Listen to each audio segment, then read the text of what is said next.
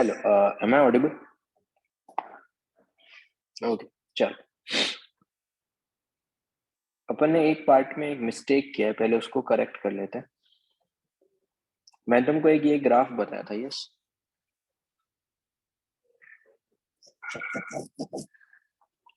तो उसमें मिस्टेक क्या है कि मैंने तुमको ये पॉइंट नीचे बता के रखा था। इरिवर्सिबल का जो पॉइंट था वो कहा था तुम्हारे पास नीचे, बट एक्चुअल में यहाँ पर अपन एक साइन का मिस्टेक किया है। ये वाला ग्राफ, ये वाला पॉइंट ऊपर आएगा। देखो, तो मुझे एक चीज बताओ, अगर मैं वर्क की बात करूँ तो वर्क किसका ज्यादा है, रिवर्सिबल का, इरिवर्सिबल का? विथ साइन, साइन के साथ बता रहा हूँ। अगर साइन के साथ कंपेयर करें तो वर्क किसका ज्यादा होगा, रिवर्सिबल या रिवर्सिबल? इरिवर्सिबल का वर्क ज्यादा होगा, यस। तो डेल्टा यू किसका ज्यादा होगा?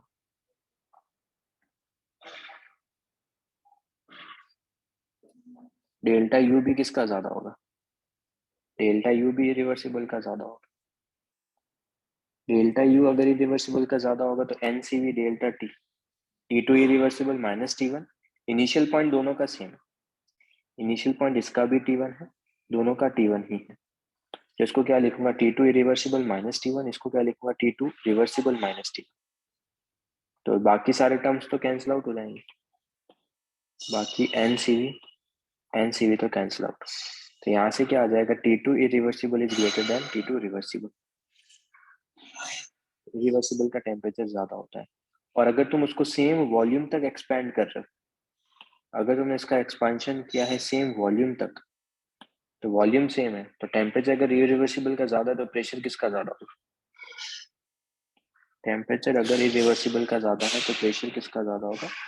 प्रेशर भी इरिवर्सिबल का ज्यादा होगा, वॉल्यूम सेम है, तो प्रेशर भी किसका ज्यादा होगा, इरिवर्सिबल का ज्यादा होगा, यस। तो प्रेशर अगर उसका ज्यादा तो ये वाला पॉइंट ऊपर आएगा। तो ये करेक्शन कर देना। एक्सपांशन में देखो, एक्सपांशन में भी इरिवर्सिबल ऊपर होता है, कंप्रेशन में भी इरिवर्सिबल ऊपर ही होता है। एक्सपांशन में भी इरिवर्सिबल ऊपर होता है, कंप्रेशन में भी इरिवर्सिबल ऊपर होता है। तो कंप्रेशन में अपन ने सही किया था, क्योंकि वहां पर अपन ने यही चीज कंसिडर की थी, बट यहाँ पर अपन ने एक साइन का मिस्टेक कर दिया था। और अगर तुम सेम प्रेशर तक करोगे, लेट्स से तुम एक्सपांड जो कर रहे हो इस बार तुमने सेम प्रेशर तक एक्सपांड किया, तो सेम प्रेशर तक करोगे तो क्या तुमको एक चीज ये समझ में आता है, ये सेम एक्सप्रेशन आएगा।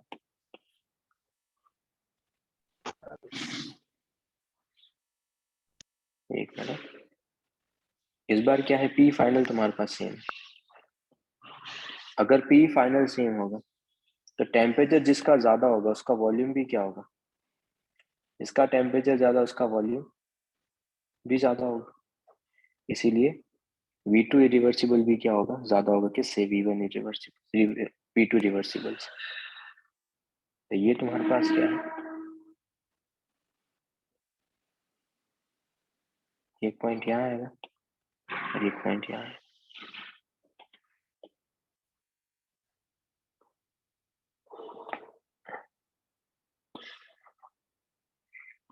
ये तुम्हारे पास है V2 रिवर्सिबल और ये है V2 इरिवर्सिबल। डन।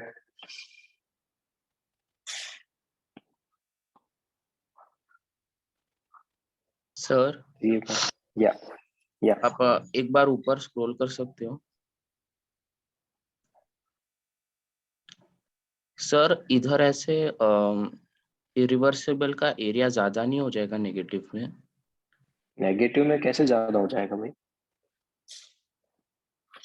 एक्सपांशन है। बच्चे बच्चे इसमें एक अपन ने एक और गलती ये भी किया है, इसका एरिया ये थोड़ी होगा पूरा, क्या इरिवर्सिबल का अच्छा, टोटल हाँ एरिया हाँ ये हाँ होगा सर। क्या? नहीं नहीं नहीं सर। उसका तो ग्राफ ही नहीं पता ना अपने को, तो अपन ने हाँ वहां पर सर। वो मिस्टेक किया था।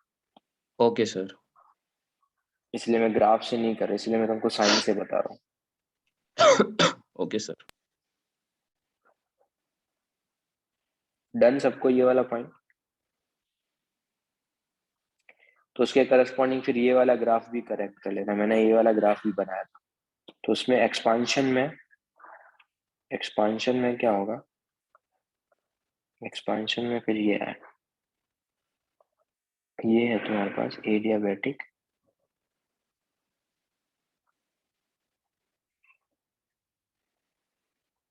इरिवर्सिबल, और ये है तुम्हारे पास अगेन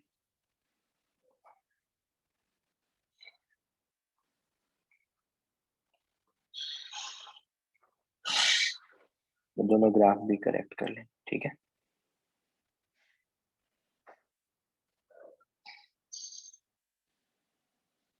तो उसमें मैंने लास्ट टाइम ये वाला ग्राफ ऐसे नीचे बना के रखा था एडियाबैटिक रिवर्सिबल के, बट एक्चुअल में ग्राफ ऊपर, सेम हियर, तो ग्राफ ऊपर। आंसर फॉर कंप्रेशन, कंप्रेशन में कोई चेंजेस नहीं है, कंप्रेशन वाला सही था, कंप्रेशन वाला सही था बच्चे। सर कंप्रेशन में भी ऊपर है क्या इरिवर्सिबल? कंप्रेशन में बच्चे डब्ल्यू इरिवर्सिबल का भले तुम कंप्रेशन करो या एक्सपांशन करो, डब्ल्यू इरिवर्सिबल सही आता है, यही आता है। तो कंप्रेशन वाला सही है, कंप्रेशन में कोई चेंजेस नहीं है।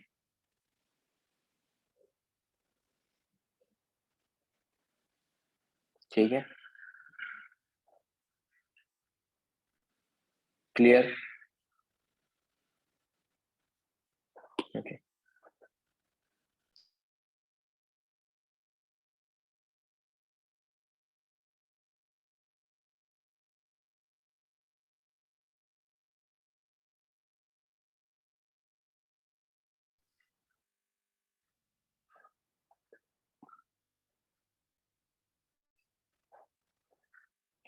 फिर मैंने तुमको फ्री एक्सपांशन बताया था, यस।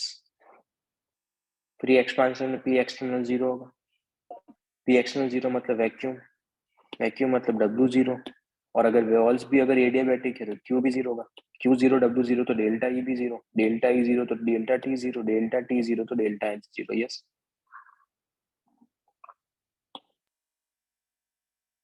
बट अगर मैं एंट्रोपी की बात करूं, सिस्टम की एंट्रोपी का, क्या सिस्टम का एंट्रोपी भी जीरो होगा? क्या सिस्टम का एंट्रोपी भी जीरो होगा? Yes no? नो, सिस्टम का एंट्रोपी जीरो नहीं होगा। फॉर्मूला क्या लगेगा? सिस्टम की एंट्रोपी का फॉर्मूला क्या है? सिस्टम का एंट्रोपी तो स्टेट फंक्शन है, तो N C V L N T two by T one plus N R L N V two by V one, yes. तो अब मेरे को एक चीज ये पता है कि अगर वॉल्स अगर एडियाबैटिक और फ्री एक्सपांशन है, तो इसका मतलब ये वाला टर्म्स तो क्या होगा? फर्स्ट वाला टर्म्स क्या होगा? जीरो।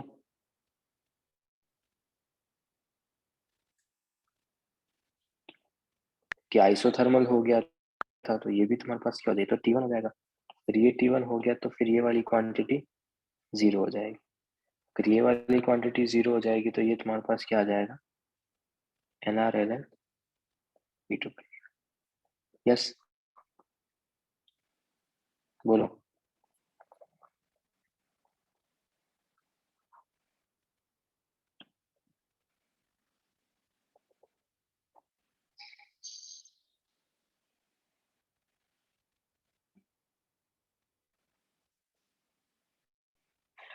सर आप एक बार लेक्चर 8 का पीडीएफ खोल सकते हो जहाँ पे आपको सिखाया था?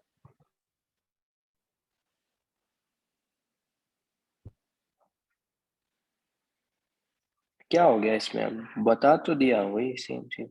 क्या हुआ बोलो।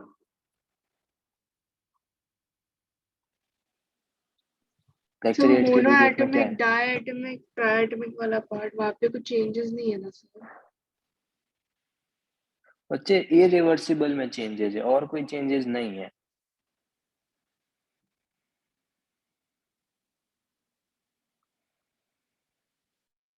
क्या सर इरिवर्सिबल में गामा आता है क्या? No sir.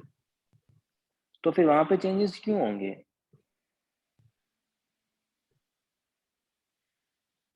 जैसे पूरा मैंने ग्राफ सिर्फ में इतना लाइक बताया कि आइसोथर्मल और एडियाबैटिक के लिए लाइक वो बीच में आएगा क्या सर ग्राफ इरिवर्सिबल का? हाँ, ये बीच में ही आएगा ना, देखो ना यहाँ से, ये बनाया तो है, अब इससे ज्यादा तो क्या एक्सप्लेन करो, यहाँ पर बीच में ही तो बनाया है। Okay sir. ये एडियाबैटिक इरिवर्सिबल रिवर्सिबल से ऊपर आएगा, बस ये चेंजेस किए। जो कंप्रेशन में था वही एक्सपांशन में था, सिर्फ इसके लिए, एडियाबैटिक के लिए। आइसोथर्मल में कोई चेंजेस नहीं है, आइसोथर्मल जो बताया था वही सेम चीज है। आइसोथर्मल यहाँ पर ऊपर आएगा एक्सपांशन में, उसमें कोई चेंजेस नहीं है, सिर्फ ये चेंज है। इसको मैंने गलती से यहाँ बना दिया था। सर कंप्रेशन में भी आइसोथर्मल अरे ऊपर रहेगा रुक, ना? देख लो यार, तो एक चीज को कितनी बार रिपीट करवाओगे यार। ये जो चीज था, सुन लो एकदम आराम से कान खोल के। ये जो लाइन थी, ये यहाँ पे जो था, ये यहाँ पर नहीं है अब, ये यहाँ पर आ गया है। Yes sir. बस ये समझ में आया अपने को। यस। अब फिर से वही चीज पूछोगे सर कंप्रेशन में क्या होगा, तो कंप्रेशन में चेंजेस होते तो करवा देता, कंप्रेशन में कोई चेंजेस नहीं है। कंप्रेशन में ये ऊपर था, ये ऊपर ही रहेगा, इसमें बीच में नहीं आएगा ये। अभी ठीक है। Okay sir. Yes sir.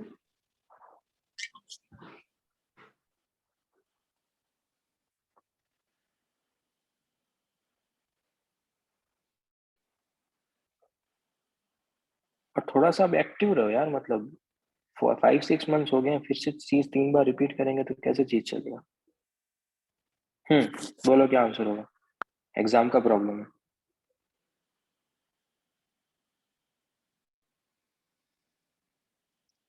In the previous problem भी ऐड करना पड़ेगा, जस्ट वेट।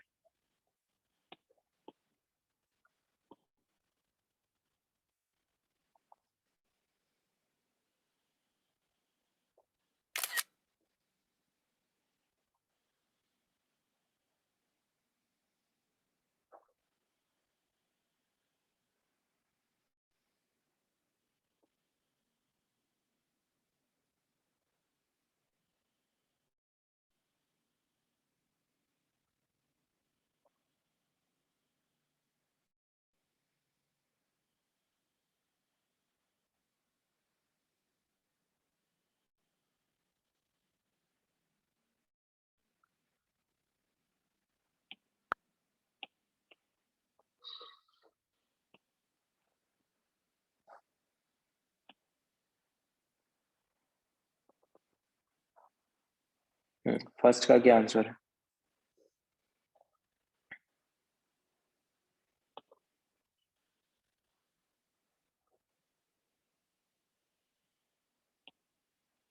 फोर्थ, एग्जाम का प्रॉब्लम है ये।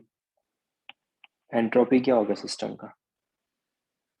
Entropy of system will be NCV/ln T2/T1 plus NR/ln V2/V1। Isothermal देख के रखा है आपने। आइसोथर्मल का मतलब T1 T2 तो अपने आप क्या हो जाएगा, वो तो जीरो हो जाएगा, ये वाला क्वांटिटी तो क्या हो जाएगा, जीरो। आइसोथर्मल है तो इसको लिख सकते हो NCV/ln T1/T1 plus NR/ln 3 times of V1/V1। तो ये वाला क्वांटिटी तो जीरो हो गया अपने पास, और n कितना है, 1। तो यहाँ से 1 × R × ln 3, तो आंसर क्या आ जाएगा?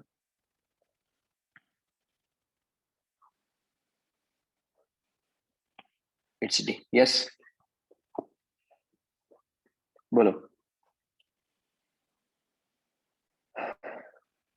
और प्रीवियस प्रॉब्लम में अगर P एक्सटर्नल 0 तो उससे अपने को क्या फर्क पड़ता है, वैसे डेल्टा एस तो स्टेट फंक्शन है, भले ही P एक्सटर्नल 0 हो। सेम प्रॉब्लम, क्या उसका आंसर सी हो जाएगा क्या? यस, उससे मुझे फर्क ही नहीं पड़ता, वैसे भी स्टेट फंक्शन है और सेम कंडीशन है। वॉल्यूम तो चेंज हो ही रहा है, अगर वॉल्यूम चेंज होगा तो तुम्हारे पास एंट्रोपी भी चेंज, तो answer will be C. Yes, तो ये दोनों किस किसके सही थे?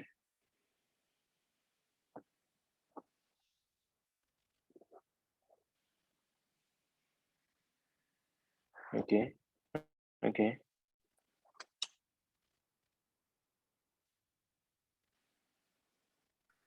सर हम्म एक डाउट था ये क्वेश्चन में। हम्म सर जब change in entropy of gas बोला, वो सिर्फ सिस्टम का पूछा है या सिस्टम एंड सराउंडिंग दोनों का? सिस्टम का। Okay sir.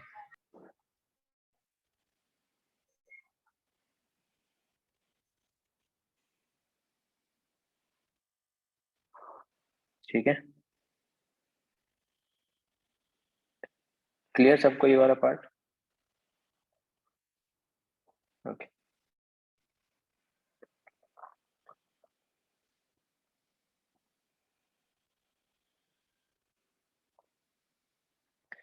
फिर अपन ने 5 प्रोसेस देख लिए हैं। अपन आइसोकोरिक, आइसोबारिक, आइसोथर्मल, एडियाबैटिक और अभी ऊपर देख लिया free expansion. Now we will see the polyprotic process. Polyprotic process में ये सब कुछ चीजें पता है अपने को। Ideal gas P1 V1 PV की power x is equal to constant where x is not equal to 1 and gamma. अगर x गामा इक्वल के हो गया, अगर x गामा के इक्वल हो गया तो Q जीरो हो जाएगा, बट यहाँ पर Q जीरो नहीं है। फिर वहां पे एक फॉर्मूला लिखा था मोलर हीट कैपेसिटी का, CV upon sorry R upon gamma minus 1 plus R upon 1 minus x, याद है वो वाला? R upon gamma minus 1 plus R upon 1 minus x, yes. तो वो सब कुछ अपन ने पॉलीप्रोटिक के लिए देख के रखा था। यहाँ पर अगर अपने को इक्वेशन पता है तो अपने को एक तरीके से पाथ पता है, तो ये वाला प्रोसेस है तो फिर क्या होता है, रिवर्सिबल पाथ ही होता है। अगर x1 हो गया तो फिर तुम्हारे पास, अगर x1 हो गया, सॉरी, अगर x तुम्हारे पास 1 हो गया तो प्रोसेस क्या हो जाएगा तुम्हारे पास, आइसोथर्मल। यस, बोलो।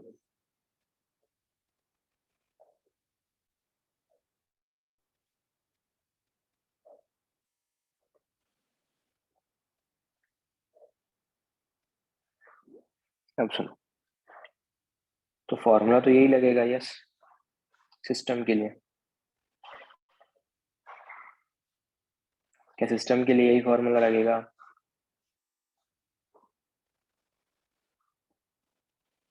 और सराउंडिंग के लिए ही लगेगा, क्योंकि प्रोसेस क्या है, अपने को पता है कि प्रोसेस क्या है, प्रोसेस रिवर्सिबल है।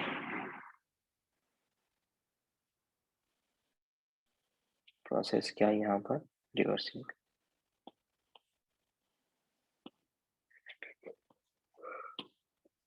रिवर्सिबल के सराउंडिंग का फॉर्मूला लगा लिया।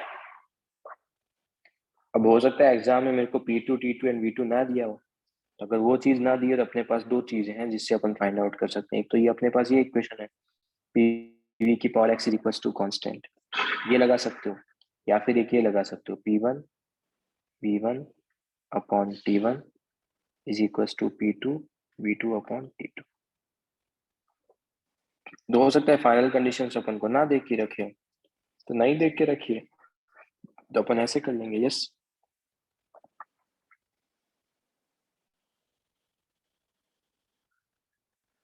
और मुझे एक चीज ये पता है कि फ्री एक्सपांशन जो है यहाँ पर जो फ्री एक्सपांशन है ये क्या है, ये इरिवर्सिबल है। आइसोथर्मल भी और इरिवर्सिबल भी है। और क्यू भी यहाँ पे, तो क्या यहाँ से मैं ऐसा लिख सकता हूँ क्या, यहाँ पर जो डेल्टा है सराउंडिंग कितना होगा, कोई बता सकता है? फ्री एक्सपांशन इरिवर्सिबल है,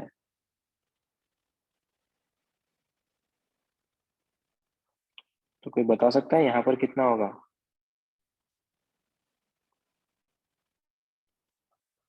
ओके महक गुड।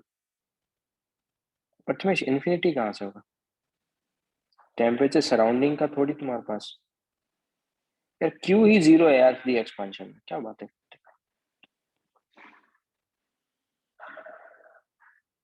अगर मैं फ्री एक्सपांशन करूं तो क्यू ही जीरो है ना भाई, तो फिर क्यू जीरो तो डेल्टा है सराउंडिंग कितना होगा, ये भी जीरो होगा, यस।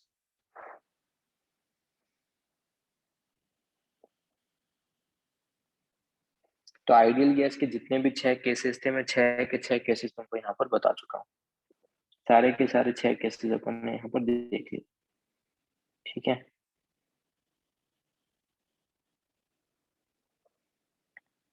अब आगे सुनो।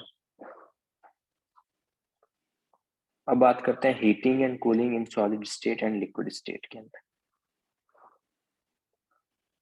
मतलब अपन सॉलिड क्या क्या पढ़ा था वहां पर, अपन ने आइडियल गैस के 6 केसेस पढ़े थे, फिर केमिकल रिएक्शंस पढ़ा था, उसको मैं अभी तुमको बता दूंगा बाद में कि केमिकल रिएक्शंस में क्या करना है। और केमिकल रिएक्शंस को छोड़ के जो भी तुम्हारे पास हीटिंग एंड कूलिंग है किसका, सॉलिड एंड लिक्विड का, तो पहले वो वाला पार्ट देख लेते हैं। तो हीटिंग और कूलिंग के लिए क्या करने वाले हैं अपन सबसे पहले, तो अगर तुम्हारे पास हीटिंग और कूलिंग हो रहा है सॉलिड्स एंड लिक्विड्स का, तो वो कांस्टेंट प्रेशर पे होता है। यस बोलो। तो आइसोबारिक है, तो उसमें मैं पहले रिवर्सिबल भी लिख लेता हूँ, फिर मैं रिवर्सिबल देख लूंगा। तो रिवर्सिबल में कोई मुझे एक चीज बता सकता है कि हीट एट कांस्टेंट प्रेशर किसके इक्वल होता था। आइसोबारिक में, रिवर्सिबल प्रोसेस में हीट एट कांस्टेंट प्रेशर किसके इक्वल होता था वो, एंथैल्पी के। और सॉलिड और लिक्विड के लिए उसका फॉर्मूला क्या था, क्यू का फॉर्मूला क्या लिखा था सॉलिड और लिक्विड की हीटिंग और कूलिंग के लिए। एनसीपी डेल्टा टी कैसे लिखेंगे यार बच्चे, गैस है क्या वो।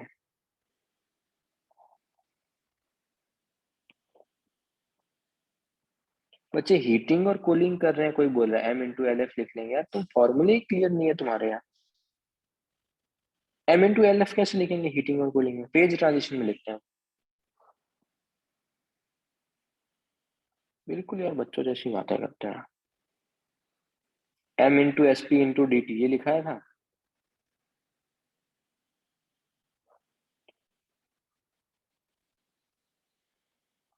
तो रिवर्सिबल में क्या, इसको मैं QP को ऐसा लिख सकता हूँ, QP is equal to integration of delta है, तो इसको ये लिखा था integration of MS × delta T। Yes.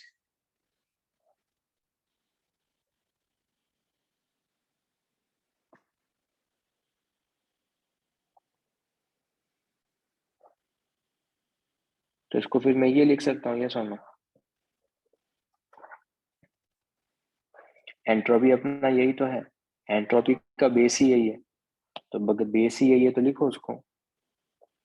तो इसको क्या लिखूंगा मैं, इसको लिखूंगा M × SP × DT/T। एंड अगर SP और M कांस्टेंट है, वो चेंज नहीं हो रहे हैं, या फिर SP जो है फंक्शन नहीं है टेम्परेचर का, तो क्या इस पार्ट को मैं इंटीग्रेशन से बाहर ले सकता हूँ क्या?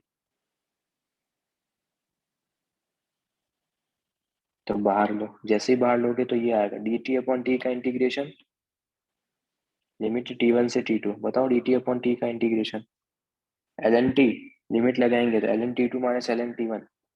तो क्या सबको एक चीज ये समझ में आता है कि इसका फॉर्मूला हो जाएगा M × SP LN T2/T1। Yes no. अच्छा अगर इसका ये फॉर्मूला हो गया, तो क्या फिर सबको ये समझ में आता है कि सराउंडिंग का भी यही फॉर्मूला हो जाएगा यार, सराउंडिंग का भी same formula. Yes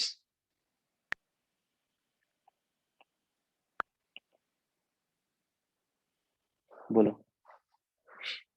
with minus sign.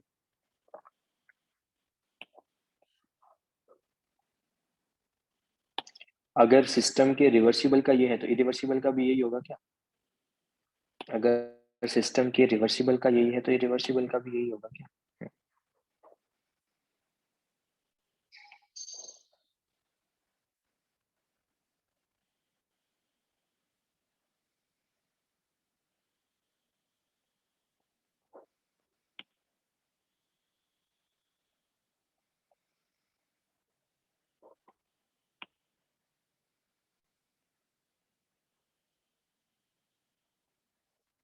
Delta QP ये था, और डेल्टा सिस्टम क्या हो जाएगा, वो जो अभी तूने रिवर्सिबल का निकाला वही हो जाएगा। Yes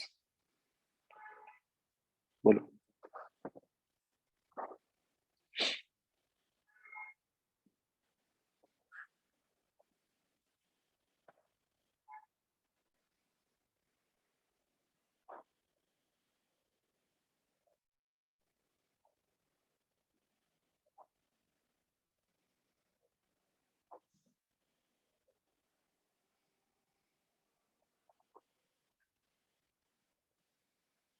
done.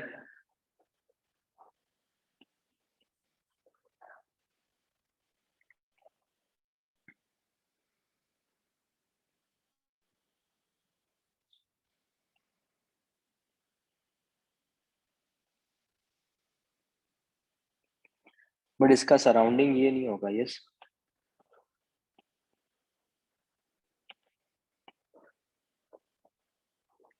क्या सराउंडिंग को मैं ऐसा लिख सकता हूँ क्या?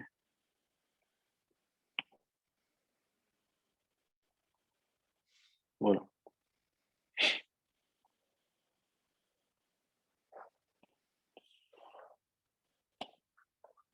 एसपी अच्छा, लिख पे भी देता जो हूँ। डेल्टा टी रहेगा वो भी चेंज इन द सिस्टम का टेम्परेचर रहेगा ना? नहीं,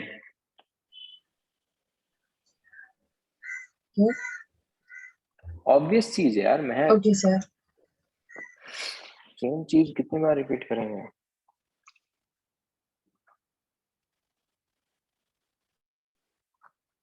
जो ऑब्वियस चीज है यार वो थोड़ी बार बार रिपीट करेंगे यार।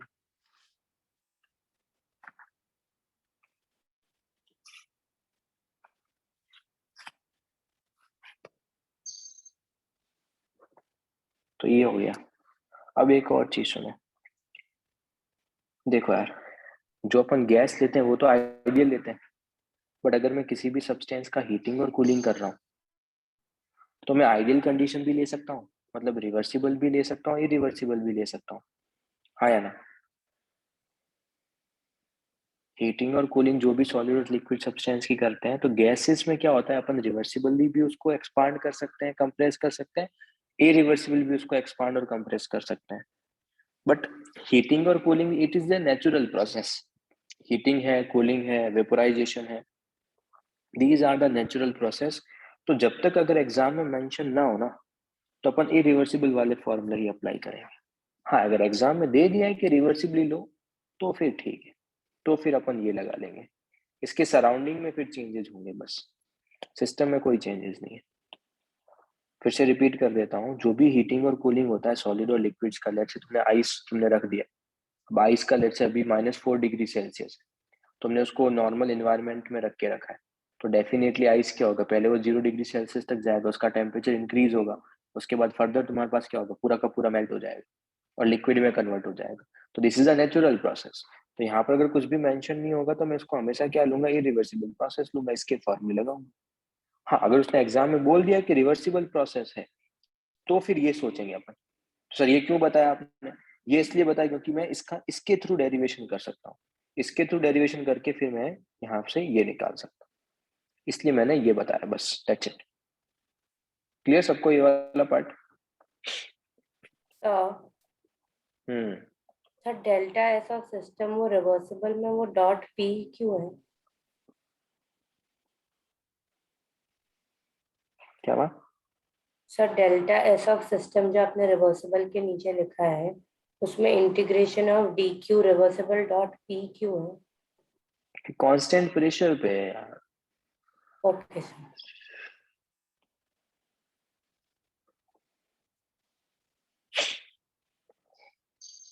जो क्यूपी लिखते हैं ना, क्यूपी क्यूपी, तो वही क्यूपी के लिए रिवर्सिबल का, यहाँ पे जो क्यू लेना है वो रिवर्सिबल का लेना है, इसलिए उसको ओके लिखा है।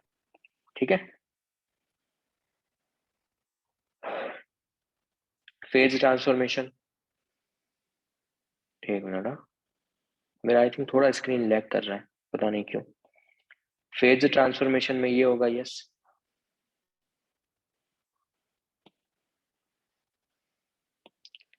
Water boils at 0 degree Celsius and 180 isothermal and isobaric process है। डेल्टा एच का फॉर्मूला ये नहीं लगा सकते हो, डेल्टा ई का फॉर्मूला भी ये नहीं लगा सकते हो। यस, मतलब इसका फेज ट्रांसफॉर्मेशन का मीनिंग क्या है? मीनिंग है H2O सॉलिड से लेके, H2O सॉलिड 0 डिग्री सेल्सियस है, 0 डिग्री सेल्सियस से तुम कहाँ लेके जा रहे हो उसको, लिक्विड में लेके जा रहे हो, तो फेज ट्रांजिशन कर रहे हो। तो सिंपली क्या कर रहे हैं अपन, फेज ट्रांजिशन कर रहे हैं, फेज ट्रांजिशन। जैसे कि मैं एक एग्जांपल ले रहा हूँ, बाकी अपने आप समझ लेना। तो सॉलिड से लिक्विड में जाओगे तो क्यू का वैल्यू क्या आता है बताओ? जब फेज ट्रांजिशंस करते हो तो क्यू का वैल्यू क्या आता है?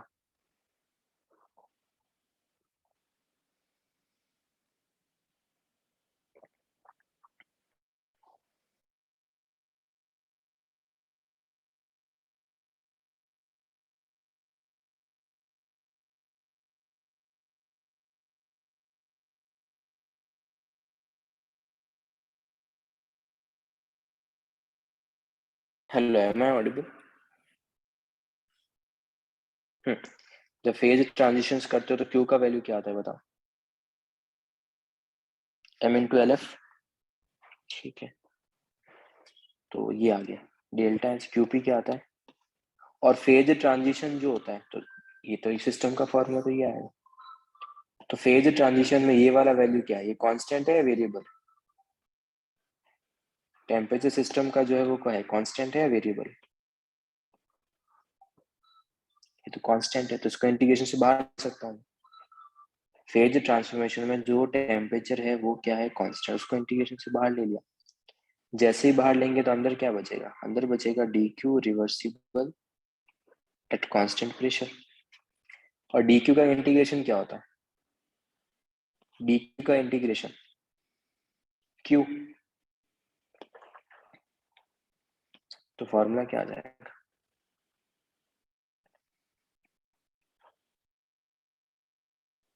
यस, और क्यू को क्या मैं ऐसा लिख सकता हूँ क्या मैं क्यू को ऐसा लिख सकता हूँ क्या?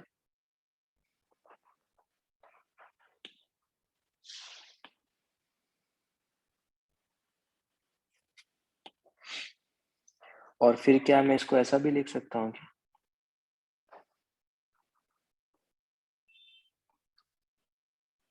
बोलो, अगर वेपोराइजेशन होता तो यहाँ पे एलवी आ जाता, यस। सब्लिमेशन होता तो यहाँ पर एलएस आ जाता, यस।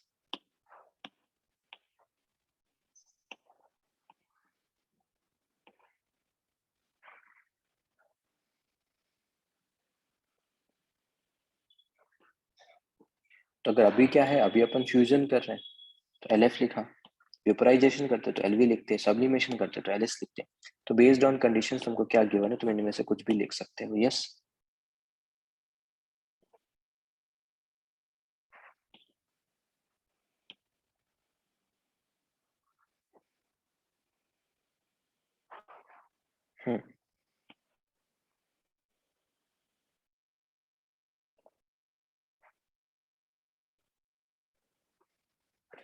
ये ठीक है,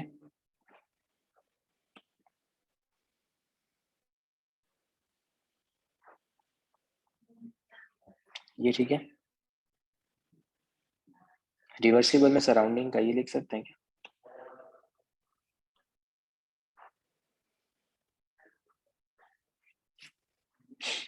यस नो?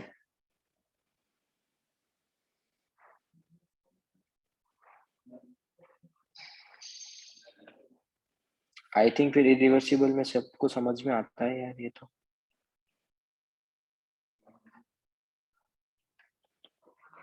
पूरा कैरी फॉरवर्ड कर लेंगे यार अपन। Q reversible at constant temperature upon temperature of system, और डेल्टा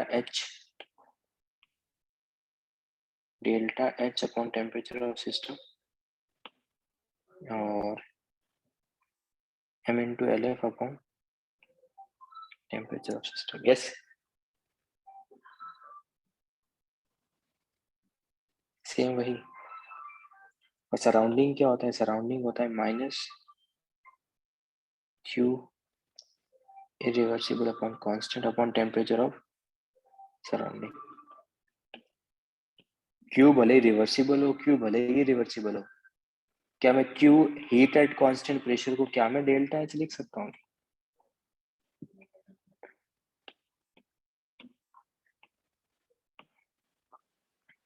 बोलो, भले ही हीट कांस्टेंट प्रेशर पे अगर तुम दे रहे हो, भले ही रिवर्सिबली दे रहे हो, रिवर्सिबली दे रहे हो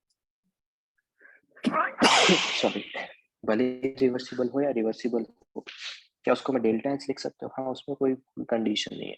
हीट एट कांस्टेंट प्रेशर भले ही तुम रिवर्सिबल में दो, इरिवर्सिबल में दो, तो हमेशा देख सकते हो। और आई होप तुमको ये समझ में आता है, यस। तो अपने काम के फॉर्मूले ये है यार, क्योंकि this is the natural process, melting of ice, freezing of ice, freezing of water, vaporization, these are the natural process. तो हमेशा कैसे होंगे, इरिवर्सिबल। तो रिवर्सिबल क्यों बताया, रिवर्सिबल के थ्रू मैं फॉर्मूले का डेरिवेशन कर सकता हूँ, इसलिए रिवर्सिबल के थ्रू फॉर्मूले का डेरिवेशन किया उसके करस्पॉन्डिंग ये किया और फिर ये फाइंड आउट कर लिया। यस बोलो, फिर ये लिख सकता हूँ। यस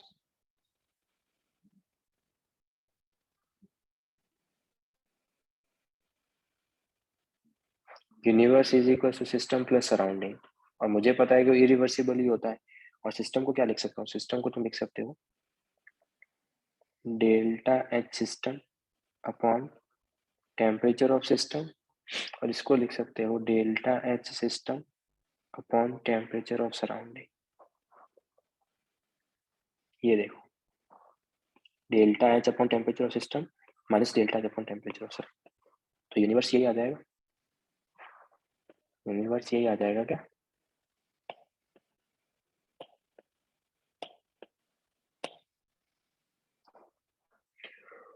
ओके तो डेल्टा एच को कॉमन ले लो, ये देखते हैं।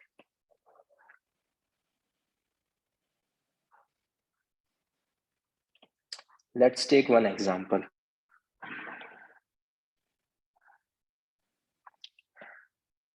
सॉलिड आइस को कन्वर्ट कर रहे हो वाटर में। आइस को जैसे ही वाटर में कन्वर्ट करोगे तो तुम्हारे पास डेल्टा एच सिस्टम क्या होगा? Positive negative? 0 degree Celsius ice को तुम 0 डिग्री सेल्सियस वाटर में कन्वर्ट कर रहे हो, पॉजिटिव नेगेटिव? पॉजिटिव।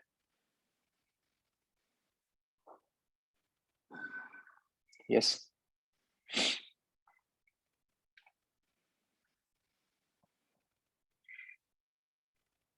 ठीक है, तो ये वाली क्वांटिटी पॉजिटिव है। अगर मैं तुमको बोलूं कि टेम्परेचर जो है वो सराउंडिंग का ज्यादा है सिस्टम से, तो ये वाली क्वांटिटी क्या होगी?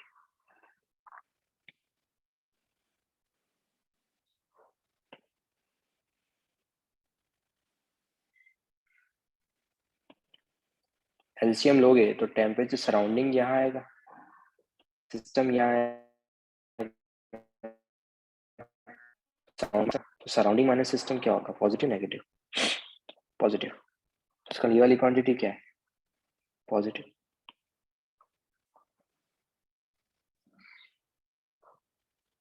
तो बच्चे लोग ये भी पॉजिटिव है और ये भी पॉजिटिव है, तो डेल्टा एच यूनिवर्स क्या आएगा? पॉजिटिव। और मैंने तुमको स्टार्टिंग में बताया था कि अगर डेल्टा एच यूनिवर्स अगर इंक्रीज हो रहा है तो वो प्रोसेस क्या होगा? स्पॉन्टेनियस। किसी भी स्पॉन्टेनियस प्रोसेस होने के लिए delta H universe should be greater than 0। किसी भी स्पॉन्टेनियस प्रोसेस के लिए delta H universe should be greater than 0, should be greater than 0। तो ये ग्रेटर देन 0। अगर बच्चे लोग ये ग्रेटर देन 0 है, इसका मतलब ये क्या है? ये प्रोसेस स्पॉन्टेनियस है, it is spontaneous in the forward direction. इसका मतलब मैं क्या बोल सकता हूँ? क्या मैं सब आइस जो है वो मेल्ट हो जाएगा? यस और नो? तो तुम्हारा सिस्टम क्या है? तुम्हारा सिस्टम आइस है। आइस तुम्हारा 0 डिग्री सेल्सियस पे है और आइस को तुमने नॉर्मल सराउंडिंग में रख के रखा है। तो सराउंडिंग का टेम्परेचर अगर सिस्टम के टेम्परेचर से ज्यादा है, सराउंडिंग का टेम्परेचर जहाँ पे तुमने रख के रखा है, जैसे कि तुम अपने मुंबई वाली कंडीशंस में रखो, तो मुंबई की कंडीशंस में रखोगे तो आइस का टेम्परेचर कम है, सराउंडिंग का टेम्परेचर ज्यादा है। तो जैसे ही तुम आइस को फ्रीज से बाहर निकालोगे तो सराउंडिंग से टेम्परेचर क्या है उसका? कम है। तो वो क्या हो जाएगा? स्पॉन्टेनियस है। किसमें? फॉरवर्ड डायरेक्शन में। फॉरवर्ड मतलब इस डायरेक्शन में, इस डायरेक्शन स्पॉन्टेनियस होने का मतलब वो क्या हो जाएगा तुम्हारे पास? That's why ice melt above 0 degree Celsius. ये सबको समझ में आ रहा है? इसलिए आइस क्या होता है? 0 डिग्री सेल्सियस से ज्यादा पे मेल्ट हो जाए। फिर से देखो, अगर टेम्परेचर जो सराउंडिंग का सिस्टम से अगर कम है तो ये वाली क्वांटिटी क्या आएगी? नेगेटिव। तो ये वाली क्वांटिटी नेगेटिव। डेल्टा एच अभी भी पॉजिटिव ही है, तो डेल्टा एच तो क्या है? डेल्टा एच तो अभी भी पॉजिटिव ही है, तो इसका ये लेस देन 0। तो ये वाली क्वांटिटी, सॉरी, ये फॉरवर्ड में नॉन स्पॉन्टेनियस है, फॉरवर्ड में अब स्पॉन्टेनियस नहीं होगा, तो क्या बैकवर्ड में स्पॉन्टेनियस हो जाएगा क्या ये? अरे फॉरवर्ड स्पॉन्टेनियस नहीं है तो बैकवर्ड स्पॉन्टेनियस हो जाएगा ना, ये सुनो।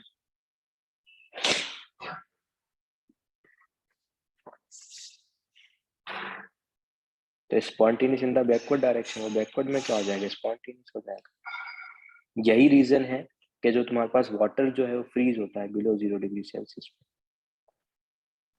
क्योंकि सिस्टम का अभी टेम्परेचर क्या है? सिस्टम 0 डिग्री सेल्सियस पे है, और लेट से तुमने एक ऐसे एनवायरमेंटल में रखा जैसे कि तुम जो भी नॉर्थ साइड है, अपर नॉर्थ साइड, हिमाचल साइड, तो वहां पे सराउंडिंग का टेम्परेचर क्या है तुम्हारे पास? सराउंडिंग का टेम्परेचर तो कम है सिस्टम से, इसीलिए क्या करता है तुम्हारे पास जो आइस होता है वो इजीली फ्रीज हो जाता है। बोल सकता हूँ ऐसा मैं? बोलो। तो तुम फ्रीजिंग इस तरीके से देख सकते हो। तो इसीलिए मैंने तुमको स्टार्टिंग में बताया था कि डेल्टा इस यूनिवर्स के बेसिस पे you can comment on the spontaneity. Spontaneity पे अगर मुझे कमेंट करना है तो मैं डेल्टा एस यूनिवर्स से कर सकता हूँ। यूनिवर्स मतलब सिस्टम प्लस सराउंडिंग से।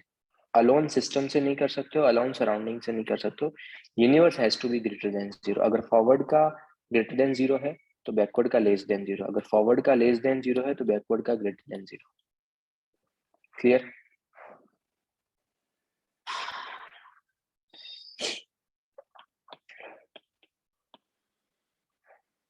तो एक तो काम की चीज है ये, take a screenshot of that.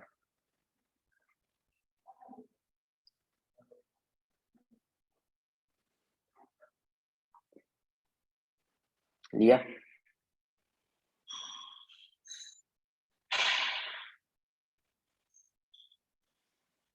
और एक काम की चीज है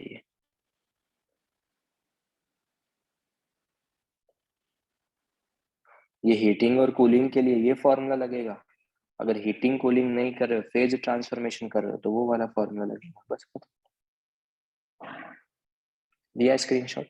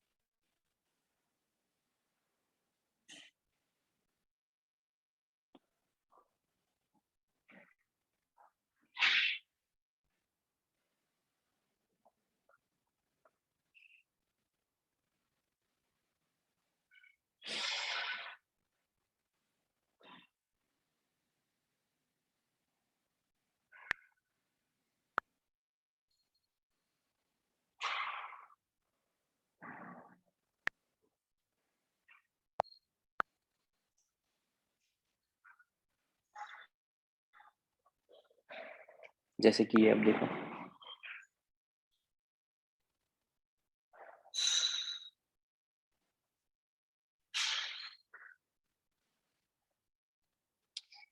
सॉलिड 0 डिग्री सेल्सियस पे, उसको पहले लिक्विड 0 डिग्री सेल्सियस में कन्वर्ट किया, लिक्विड 0 को फिर 100 डिग्री लिक्विड में कन्वर्ट किया, 100 डिग्री लिक्विड को 100 डिग्री गैस में कन्वर्ट किया, फिर गैस को फिर से 0 डिग्री सेल्सियस में कन्वर्ट। इसके फंडे देखो क्या है। अगर सॉलिड तुम्हारे पास 273 केल्विन पे, तो सॉलिड को लिक्विड में कन्वर्ट करने के लिए क्या मुझे ये चीज देना पड़ेगा? Delta H of fusion, yes no?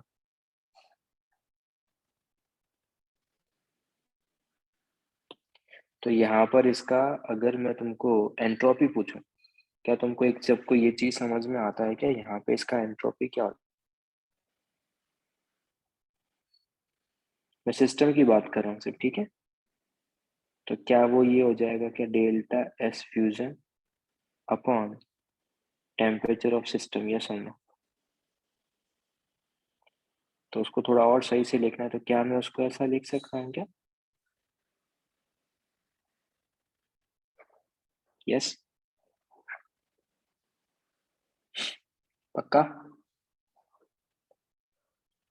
अब तुम लिक्विड को हीट कर रहे हो, लिक्विड को क्या कर रहे हैं? 273 से 373 पे हीटिंग कर रहे हैं, तो हीटिंग करने पे डेल्टा एच का फॉर्मूला तो ये लिख सकता हूँ मैं, यस। ये तो डेल्टा एच का फॉर्मूला है, यस और नो। और अगर मेरे को डेल्टा एस का लिखना है तो क्या सबको एक चीज ये समझ में आता है? अभी ये सेम चीज लिखा है, m into S P L N T2 divide by T1, yes और नो।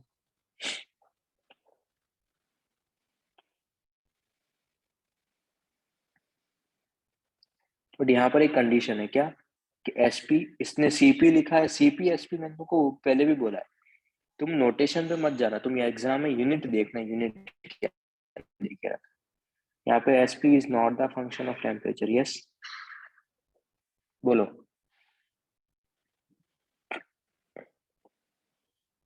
अगर टेम्परेचर पूरा कन्वर्ट कर दिया है तो T2 373, ये 273। अगर 273 से 300 पे लेके गए हैं तो 300 अपॉन 273। फिर से रिपीट कर रहा हूं, अगर 273 से 300 लेके गए तो यहां पर लिखते 300 अपॉन 273, यस बोलो।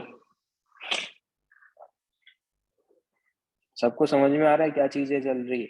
ये मैंने पूरा एक ही ग्राफ में बता दिया कि क्या क्या फॉर्मूले लगे। अगर तुमने लिक्विड को 373 से उसको गैस में कन्वर्ट किया, लिक्विड को 373 से उसको गैस में कन्वर्ट किया, तो उसको क्या बोलेंगे? वेपोराइजेशन।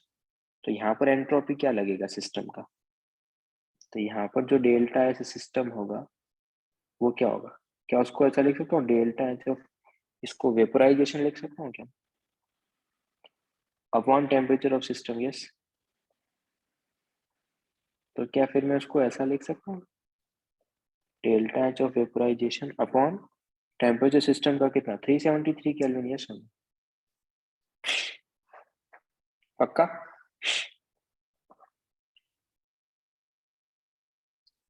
ठीक है, फिर गैस 100 डिग्री सेल्सियस पे, उसको फिर से 0 डिग्री सेल्सियस पे लेके आ रहे हैं, तो डेल्टा एच तो ये हो जाएगा। और डेल्टा अगर तुमको एस निकालना है, किसका? Delta S of system. तो क्या मैं फिर से उसको ऐसा लिख सकता हूँ कि m into S P into L N T2 by T1, yes. क्यों?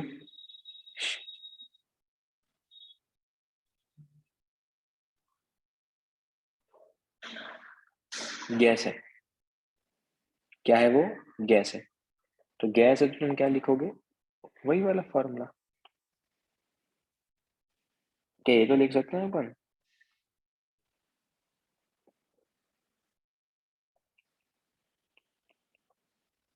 यस, वो लिख लेंगे अपन।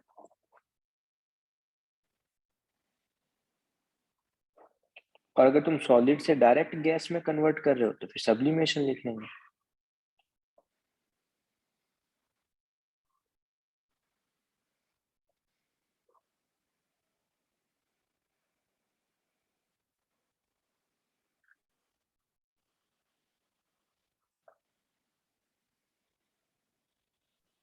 सर जब भी वो गैस फॉर्म हो रहे हैं हम उसको आइडियली मानेंगे ना, रियल नहीं मानेंगे? नहीं, आइडियल मानेंगे। Okay sir. मतलब इनडायरेक्टली मैं क्या बोल रहा हूँ, फेज ट्रांजिशन में सिस्टम का फॉर्मूला लगेगा delta H upon temperature of system. And अगर सपोज कभी हीटिंग और कूलिंग करोगे तो फॉर्मूला लगेगा N S P L N T2 by T1। Clear? देख लो, इसका स्क्रीनशॉट लो इस डायग्राम का, एंड 5 मिनट अच्छे से उसके ऊपर नजर मार लो कि क्या है। 8:45 पे, हाँ। सर वो एसपी टाइम टेम्परेचर का फंक्शन ही एक बार बता सकते हो? लेफ्ट में लिखा है। अगर वो टेम्परेचर का फंक्शन हो गया तो ऊपर तो बताया, इंटीग्रेट करना पड़ेगा ना हीरो। अच्छा अच्छा ठीक है सर, ठीक। तुम लोग कहाँ ध्यान देते हो यार, आधे नींद में रहते हो क्या तुम लोग? ये नहीं क्या बताया यहाँ पे? रहते ही हो। ऊपर चीज बताई है 10 मिनट पहले, वो भूल गए। हाँ सर, हाँ सर। अगर ये कांस्टेंट नहीं हुआ तो इंटीग्रेशन से बाहर कैसे आएगा? Yes sir. अगर मैंने इसको फंक्शन टेम्परेचर का दे दिया तो इंटीग्रेट करना पड़ेगा ना इसको। बी एक्टिव मैन, ऐसे नहीं चलेगा। बहुत स्लो पढ़ लिया अभी अपन ने।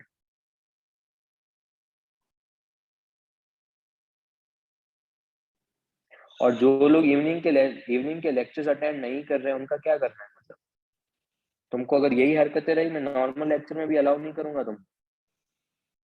यार वही 80-90 का स्ट्रेंथ रहता है, नहीं पढ़ना है क्या तुमको?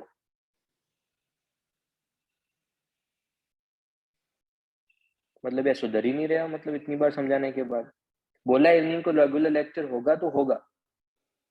जिस दिन मेंशन किया कि इवनिंग को रेगुलर लेक्चर लूंगा, उसमें वही 80-90 स्ट्रेंथ दिया ना, तो मैं नॉर्मल लेक्चर में वही स्ट्रेंथ अलाउ करूंगा तुम्हारी।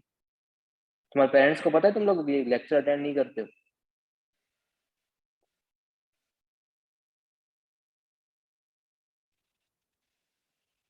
ये बच्चे तो हो नहीं जो तुमको स्पून फीडिंग करवा के हर टाइम पढ़ाते रहेंगे। लास्ट टाइम समझाया लास्ट क्लास के अंदर, फिर से वही चीज करते हो। फिर बोलते हो एग्जाम में मार्क्स नहीं आते। कहाँ से आएंगे मार्क्स तुम्हारे?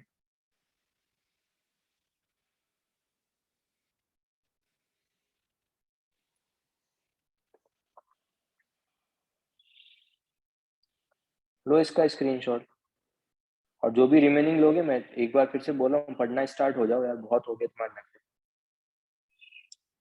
लेक्चर के बीच में भागना, लेक्चर अटेंड नहीं करना।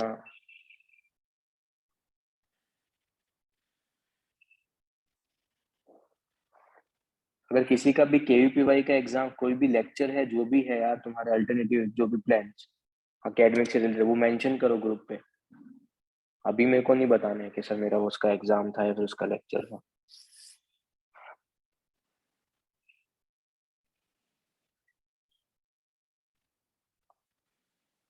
अब छोड़ दो यार ये बचकानी हरकतें, पढ़ना स्टार्ट कर दो। ज्यादा टाइम नहीं बचा है, 1 साल में तुम्हारा सारा सिलेबस, 1 साल क्या 9 मंथ, 9 क्या 8 मंथ, 8-10 मंथ में सारा सिलेबस खत्म हो जाएगा तुम्हारा।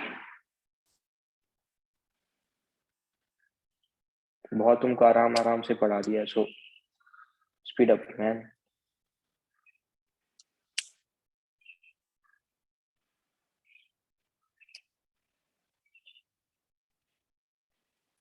लिया इसका स्क्रीनशॉट?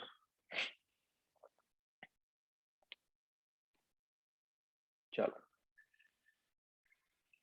1 मिनट।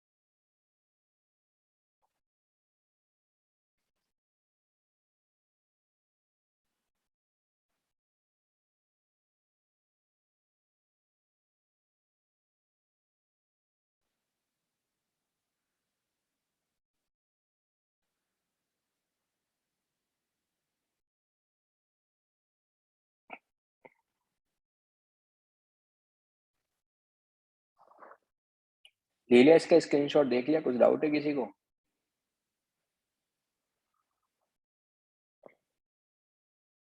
कोई डाउट है क्या? सर हम्म बस वो heating in solids and liquids वाले सेक्शन में जा सकते हो क्या एक सेकंड के लिए? बोल। 1 मिनट। हाँ ये रहा, सॉरी।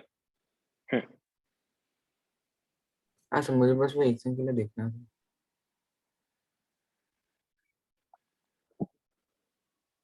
ठीक है sir, thank you. Okay. Sir और किसी कुछ डाउट? हाँ हाँ सर, वो लास्ट हाँ सर, उन्होंने जब लिक्विड को 273 से 373 हीट किया, उन्होंने सीपी डाले उधर, वो एसपी होगा ना? बच्चे, अभी तो बोला यार, यूनिट पे जाएंगे अपन यार, SPCP नहीं देखेंगे अपन। Okay sir. भले उसने कुछ भी लिखा है, उसने वो मोलर हीट कैपेसिटी लिखा होगा या फिर टोटल लिखा होगा, अपने को उस पर नहीं देखना है। Okay sir. मैं यहाँ पे MSP भी लिख सकता हूँ, मैं यहाँ पे NCV भी लिख सकता हूँ। सॉरी एनसीपी भी लिख सकता हूँ, मैं यूनिट देखूंगा कि यूनिट क्या है उसका। Okay sir. एसपी का और सीपी का यूनिट क्या, लास्ट टाइम बताया था ना मैंने हाँ सर बताया। कि हीट कैपेसिटी तेरे पास मोल पर सॉरी हीट कैपेसिटी तेरे पास जूल पर केल्विन में है, या फिर जूल पर मोल केल्विन में है, या फिर जूल पर ग्राम केल्विन में है। Based on that you will decide कि तेरे को सीपी लेना है या फिर एसपी लेना है, ठीक है, एसपी ओके लेना है। सर। Okay sir.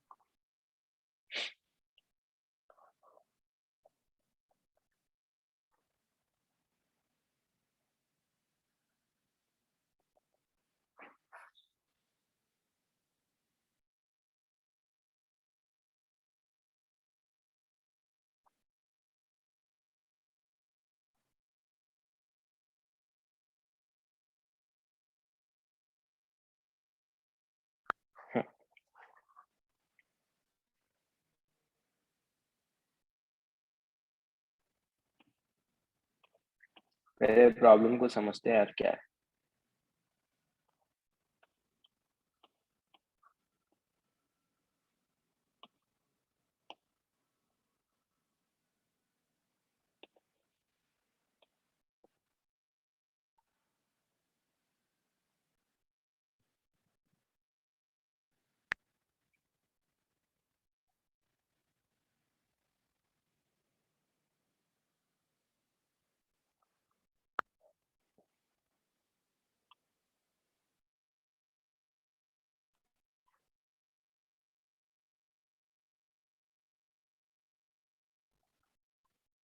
तो ये दो आयरन के पीसेज है, ठीक है, आयरन के पीस बोल रहे हैं भाई, मेटल का कोई तो पीस है, एक का टेम्परेचर हाई है, एक का टेम्परेचर लो है, और तुमने क्या करके रखा है, ये जो भी तुम्हारा पास सिस्टम है ना, इसको तुमने करके रखा है isolated.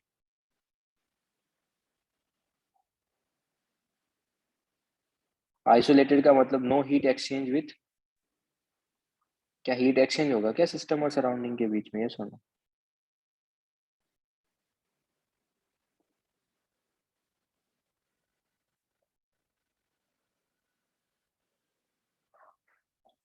This is the isolated, yes.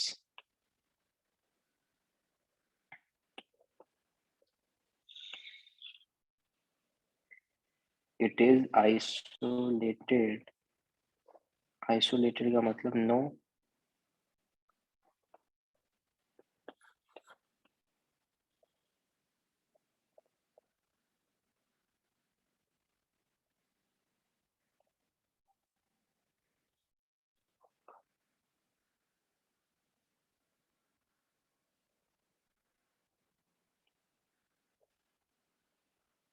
no heat exchange between system and surrounding, yes।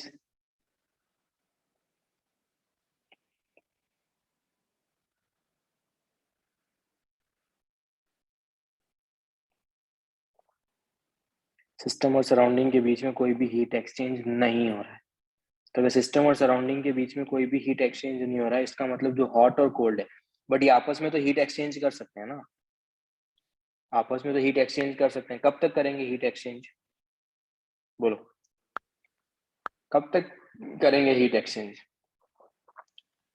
दोनों का टेम्परेचर सेम नहीं हो जाता, इसका टेम्परेचर क्या हो जाएगा, इसका भी टेम्परेचर 1, इसका भी, यस। जब तक दोनों का टेम्परेचर सेम नहीं हो जाता तब तक वो क्या करेंगे, हीट एक्सचेंज करेंगे। अब तुम मुझे बताओ, इसने क्या पूछा, इसने एंट्रोपी चेंज पूछा है, ठीक है। देखो मैं तुमको अगेन सिंपली चीजें बता रहा हूँ, इसने देखो सीवी लिख के रखा है, अपन ने फॉर्मूला अभी एसवी का देखा है, एसपी का देखा, इसने सीवी लिख के रखा है, तो उसका मतलब यूनिट देखना है यार अपने को, अपने क्या देखना है, यूनिट देखना है कि सीवी क्यों लेके रखा है, क्योंकि इसने क्लोज कंटेनर लिया है। अपने को इसने सीवी की कुछ यूनिट देके ही नहीं रखी है, तो ठीक है यार, मतलब अपन को कोई फर्क नहीं पड़ता उससे, अपन अपना वाला फॉर्मूला लगाएंगे यार, सिंपल। तो अब एक चीज देखो, ये लेट से ये तुम्हारे पास 1 है, ये फर्स्ट है, और ये तुम्हारे पास सेकंड है। तो अगर मैं फर्स्ट वाले ब्लॉक की बात करूं,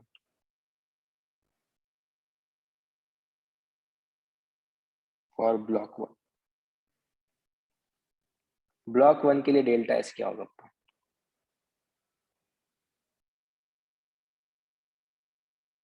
बोलो।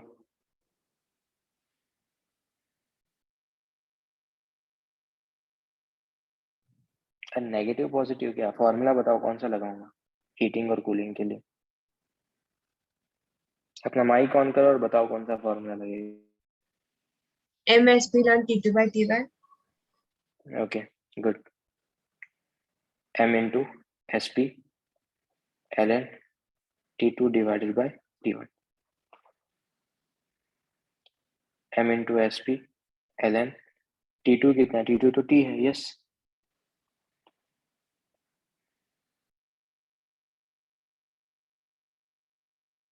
और T1 तुम्हारे पास T1 है, यस। T हाई लिख लेते हैं और भी अच्छा है, TH लिख लेते हैं। अगर मैं ब्लॉक 2 की बात करूंगा तो ब्लॉक 2 के लिए सेम फॉर्मूला, ब्लॉक 2 के लिए क्या है, सेम फॉर्मूला है ब्लॉक 2 के लिए।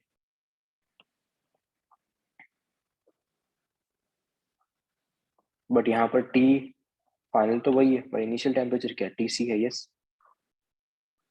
और सेम ब्लॉक है, उसने क्या बोल के रखा, उसने बोला है कि इक्वल साइज के सेम मेटल के ब्लॉक है। अगर सेम मेटल है तो इसका मैंने अगर SP लिया है तो इसका भी मैं SP लूंगा, यस। अगर मेटल डिफरेंट होते तो हो सकता था कि मोलर हीट कैपेसिटी भी डिफरेंट हो, बट उसने बोला कि ठीक है। तो डेल्टा एस टोटल कितना हो जाएगा,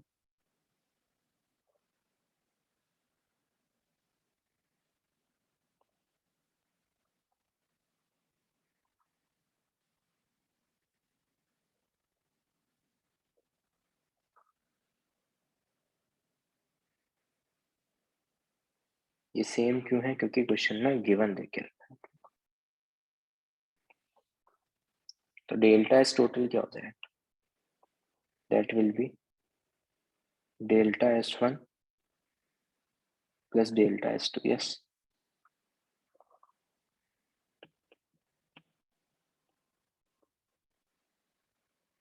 M into SP ln T upon T high plus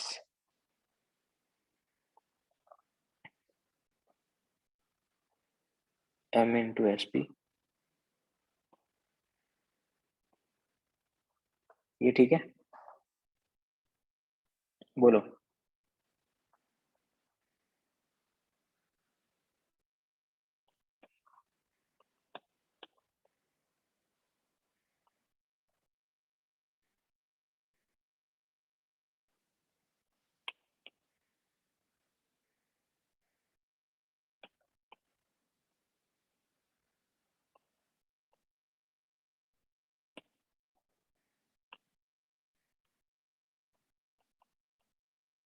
ये ठीक है,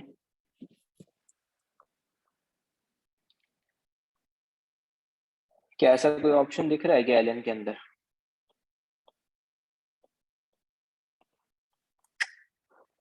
इसके बाद अभी कुछ और भी लगाना पड़ेगा, अभी कुछ और भी फाइंड आउट करना पड़ेगा।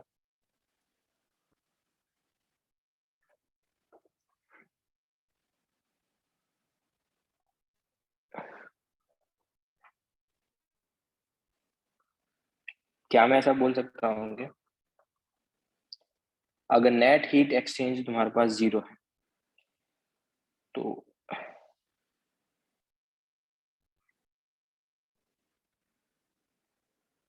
क्या मैं ऐसा बोल सकता हूँ, Q released is equals to Q absorbed, yes sir।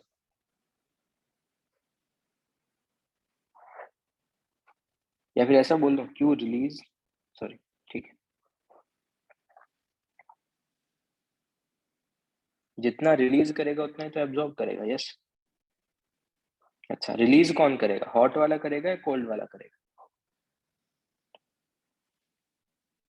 Hot वाला रिलीज करेगा। तो क्या मैं, और क्या तुमको एक चीज ये भी समझ में आता है क्या कि जो टेम्परेचर T है ये कोल्ड से तो ज्यादा होगा और हॉट से कम होगा, ये समझ।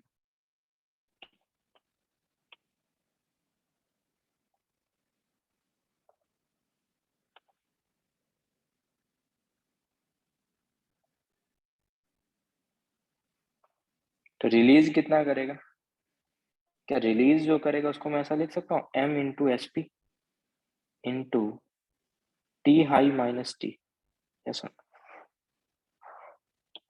रिलीज जो करेगा वो भी तो पॉजिटिव आना चाहिए मेरे पास। पॉजिटिव कब आएगा? जब मैं टी हाई माइनस टी लिखूंगा तभी तो पॉजिटिव आएगा। मैं कभी भी क्यू रिलीज में अपने आप एक नेगेटिव टर्म्स है एसोसिएटेड, तो क्या उसको मैं ऐसे लिखूंगा? यस। और एब्जॉर्ब कितनी करेगा? क्या एब्जॉर्ब को मैं ऐसा लिख सकता हूँ क्या? m into S P into T minus T C, yes होना, तभी तो ये पॉजिटिव आएगा। एब्जॉर्ब तो पॉजिटिव ही आना चाहिए अपने पास। क्या ये पार्ट सबको समझ में आता है क्या? पक्का? तो ये एक इम्पॉर्टेंट पार्ट है जो अपने को यहाँ पर लगाना पड़ेगा।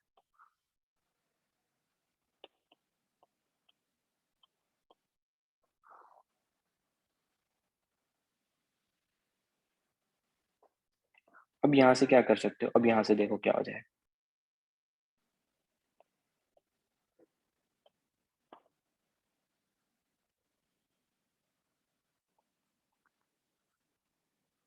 यस,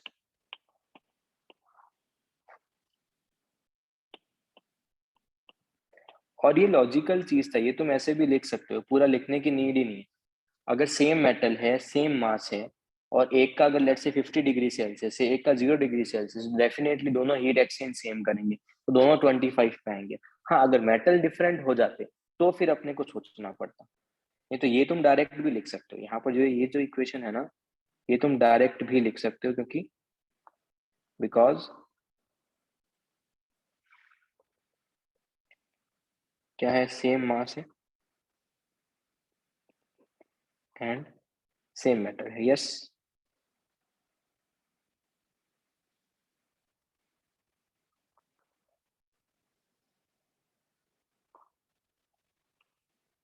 इसको एक्सप्लेन करने में टाइम लग रहा है, एग्जाम में उतना टाइम कंज्यूमिंग नहीं है यार, ठीक है? तो क्या मैं टी को ये लिख सकता हूँ क्या, अपॉन ये स्क्वायर आया upon 4 times of T H into T C, yes no? और क्या मैं उसको ऐसा भी लिख सकता हूँ क्या, सी वी लिख लिया? क्यों लिखा है इसका भी मीनिंग समझा देता हूँ। मैं वही बोल रहा हूँ, कभी भी सीपी और सीवी में है ना, एक्सप्रेशन में कभी भी मत जाना कि एग्जाम में क्या लिख के रखा है उन्होंने, जब तक यूनिट मेंशन ना हो। तो अगर मैंने इसको ये लिखा तो can I simply say that कि ये मैंने एक तरीके से टोटल हीट कैपेसिटी लिखा है। यस, बोलो। सर यहाँ पे आपने 4 THTC जो लिखा है 2 नहीं रहेगा क्या? 2 TH इंटू TC। मैं कहाँ ध्यान है अपना, टी का स्क्वायर करेंगे तो 2 का स्क्वायर क्या होता है, 4 नहीं आएगा? अच्छा हाँ सॉरी। Be focused. सर आपने एलन का हटाया? अरे मैंने गलती से हटा दिया वो। Okay sir.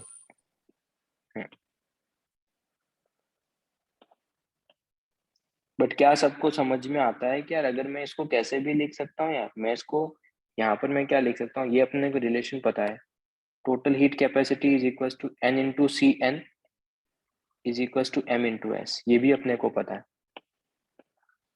तो मैं एम इंटू एस को सी लिख सकता हूँ। सच में तो सी वी लिखा है, वी क्यों लिखा है? क्योंकि अपने पास एक तरीके से क्लोज्ड कंटेनर है, तो क्लोज है तो उसको तुम सीवी भी लिख सकते हो, इसलिए उसने सीवी नोटेशन लिख के रखा। पर इस क्वेश्चन में मुझे सीवी के ऊपर ध्यान नहीं देना था, क्योंकि सारे ऑप्शन में सीवी तो है। मुझे ध्यान क्या देना था कि एलन के अंदर टर्म्स कौन सा आ रहा है।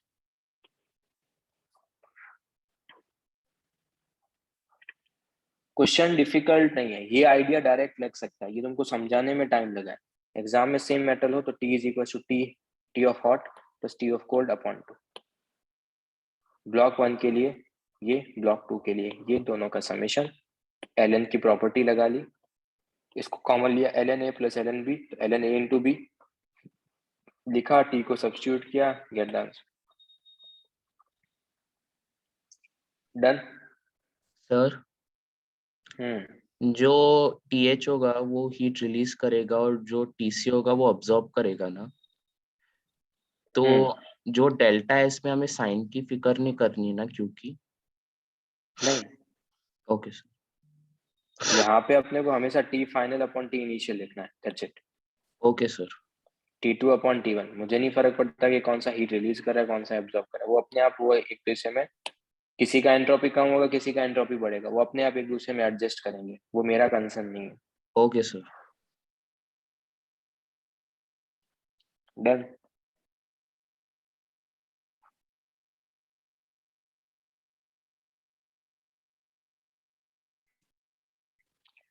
ओके,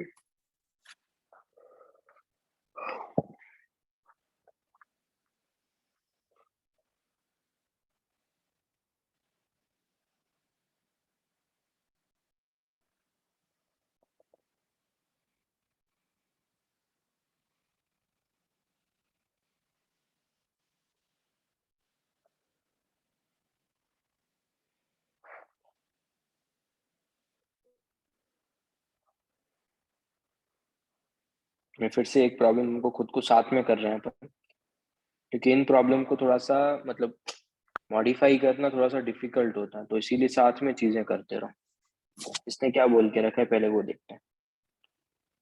ये सबसे काफी अच्छा प्रॉब्लम है, अगर तुमको ये प्रॉब्लम क्लियर, तो हीटिंग कूलिंग वाले सारे कंसेप्ट यहीं से सारे क्लियर हो जाएंगे, तो इट्स वेरी इंपॉर्टेंट।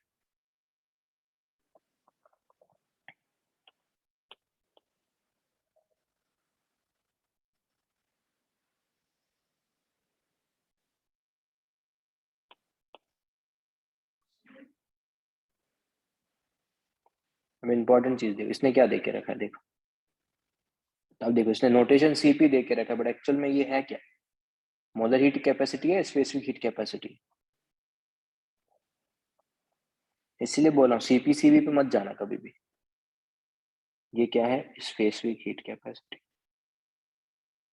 किसका है? वो भी आइस का है। आइस का भी दे के रखा है, वाटर का भी दे के रखा है, सबका दे के, आइस का भी है, वाटर का भी है, एंड स्टीम का भी। फिर तुमको लेटेंट हीट भी दे के रखा है, देखो ये भी जूल पर केजी में दे के रखा है। हाँ ठीक है, मतलब ये तुमको एक तरीके से LF दे के रखा है, यस। और ये तुमको LV दे के रखा है, यस। अपने पास आइस कहाँ पर है? 200 केल्विन पे। अच्छा, अपने को सारी चीजें लिखनी पड़ेगी यहाँ। तो इसको क्या करते हैं, आइस 200 केल्विन पे, उसको 400 केल्विन स्टीम में लेके जाना है। अच्छा ठीक है, अब स्टेप सुनो क्या क्या करेंगे। ये है मेरे पास आइस 200 केल्विन। पहले आइस को कहाँ लेके जाएंगे बताओ? कि आइस को आइस में लेके जाएंगे 273 केल्विन पे, यस नो? पक्का?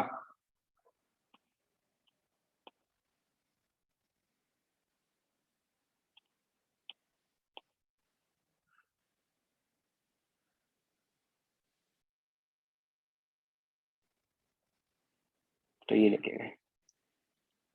फिर आइस को कहाँ लेके जाएंगे? 273 केल्विन वाले आइस को कहाँ लेके जाएंगे?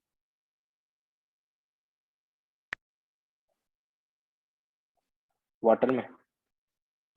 आइस 273 पे था, इसको लेके जाएंगे वाटर में। ये क्या वाटर? कहाँ पर? 273 केल्विन। इस 273 केल्विन को कहाँ लेके जाएंगे? 373 में। 373 वाटर में। तो ये लेके गए इस वाटर को फिर से वाटर में, कहाँ पर? 373 केल्विन। ठीक है, अब इस 373 केल्विन को कहाँ लेके जाएंगे? वाटर है, स्टीम में।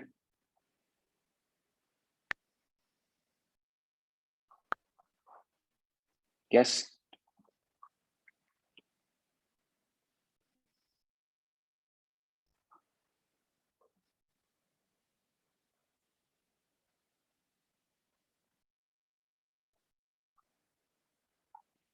और फिर स्टीम को कहाँ लेके जाएंगे?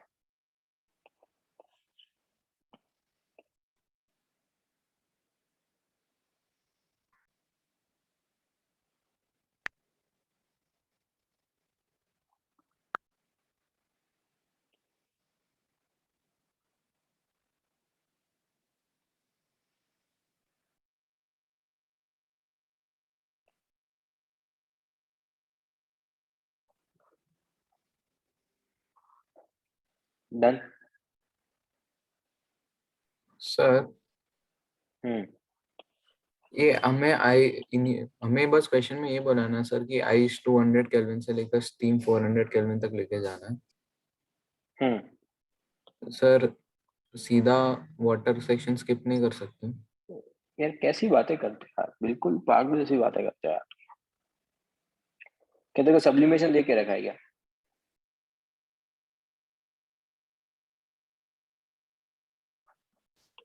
क्या क्वेश्चन में कहीं पे सब्लिमेशन का डेटा दे के रखा है क्या तेरे को? Okay sir. हाँ और स्टेप वाइज किया जाता है, ऐसा थोड़ी कि तुम डायरेक्टली कुछ भी कर लोगे। थोड़ा यार सोचो, अब सिली डाउट्स नहीं लिए जाएंगे यार ऐसे। थोड़ा स्मार्ट बनो, ऐसे काम नहीं चलेगा यार अब।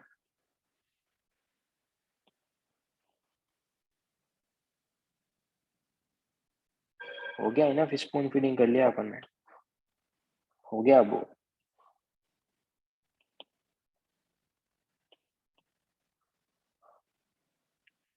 ये ठीक है।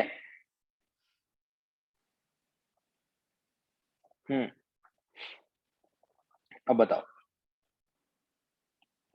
इसका एंट्रोपी। ये मैं सिस्टम का ही लिख रहा हूँ, सब कुछ भी मेंशन नहीं है, सिस्टम निकालूंगा। बताओ कौन सा फॉर्मूला लगाऊंगा?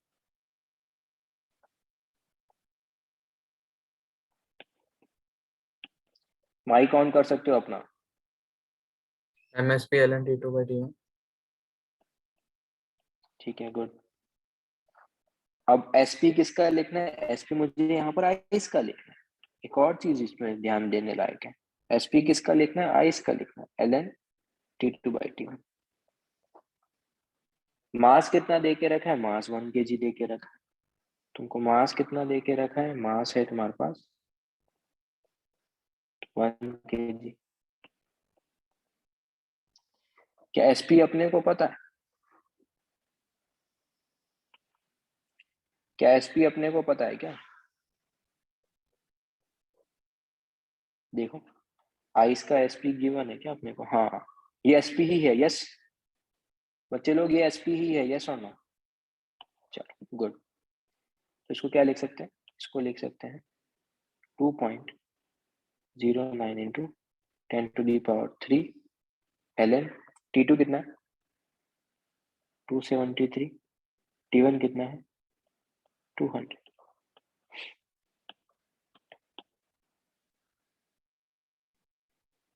यस, ये हो गया। ये यहां से अपना काम हो गया है यार। इसको डेल्टा S1 लिख देते हैं। अब आइस से जा रहे हैं वाटर में। तो बताओ, आइस से वाटर में टेम्परेचर में कोई चेंज नहीं हो रहा, फेज ट्रांजिशन हो रहा है। तो डेल्टा S2 MLF कितना upon T surrounding. है? M into LF upon T surrounding. Yes no? T surrounding या T सिस्टम? T system. इस सिस्टम मैं अपन थोड़ा सा धीरे बोलेंगे। मैंने Yes, ईयरफोन sir. लगा के रखा है, तुम्हारा साउंड बहुत तेज आ रहा Sorry, sir. है। ओके, तो ये 1 into LF। मैं 2-3 बार डर गया है तुमसे, क्या हो गया इसको? Sorry, sir.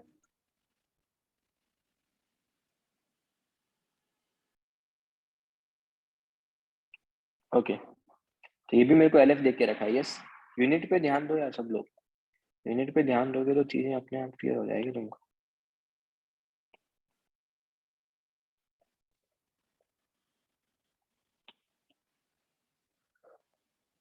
और यहाँ पर लोग गलती कैलविन में लिखना भूल जाते हैं, तो वो गलती नहीं करना है आपको। ये ठीक है। इस फॉर्मूले से सारा हीटिंग, कूलिंग, फेज ट्रांजिशन सारा एक ही साथ आ जाता है, तो इसलिए एग्जांपल बता रहा हूँ। तो एंट्रोपी फिर पढ़ने की, बाकी पढ़ने की नीड ही नहीं, इससे ही सारा काम हो जाएगा। फिर अब बताओ डेल्टा S3 क्या लिखूंगा? MSP ln T2/T1। Very good बच्चे। और एसपी इस बार किसका लिखूंगा? मैं वाटर का लिखूंगा। यस,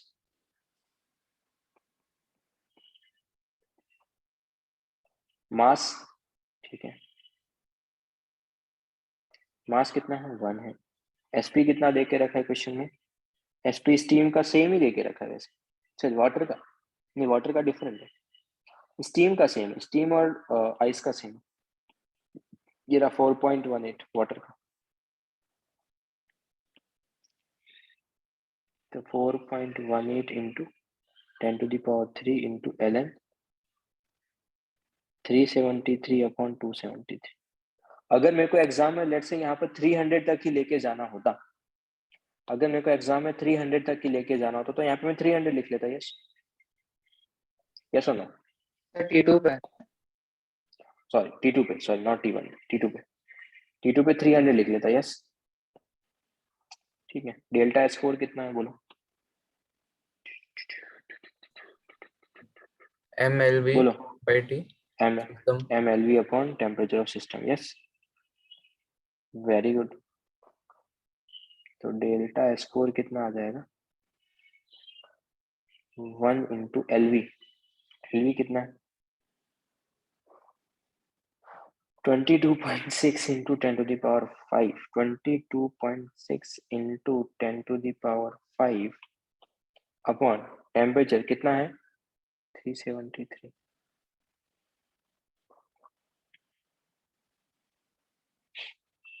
और सबसे अच्छी चीज क्या है, इसने स्टीम का भी मुझे सीपी ही दे के रखा है और प्रेशर कांस्टेंट है, और इसका यूनिट भी देख लो, जूल पर केजी ही है। तो क्या इसके अंदर स्टीम के अंदर भी जनरली गैस के लिए क्या लगाते हैं? NCV/LN, सॉरी NCP लगाते हैं, बट क्या यहाँ पर भी वही फॉर्मूला लगा लूंगा क्या मैं? जनरली स्टीम के लिए मैं क्या लिखता हूँ? NCP/LN T2/T1 plus NR/LN P1/P2। Yes बोलो। बट ये तो टर्म जीरो हो जाएगा। हाँ ना, क्योंकि प्रेशर तो सेम है। और इसको मैं क्या लिख सकता हूँ? चीजें बहुत नोटिस करने वाली। क्या इसको मैं M इंटू SP लिख सकता हूँ क्या? है ना? तो डेल्टा S5 कितना हो जाएगा? 1 इंटू SP कितना है? SP स्टीम का है 0.29, 0.29 into 10⁻³ ln T2/T1, 400 divide by 370। Yes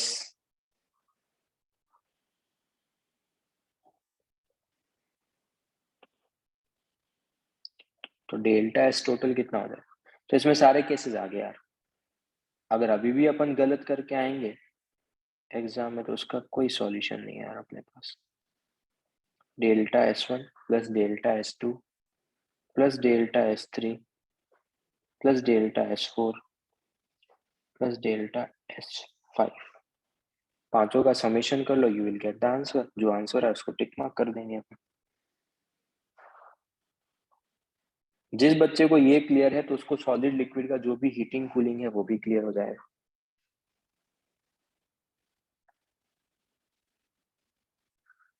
बोलो, कुछ डाउट है तो बताओ।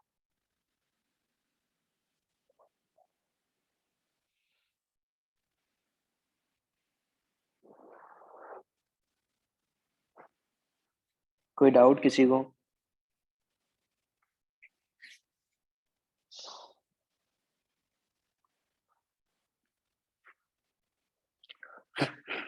ओके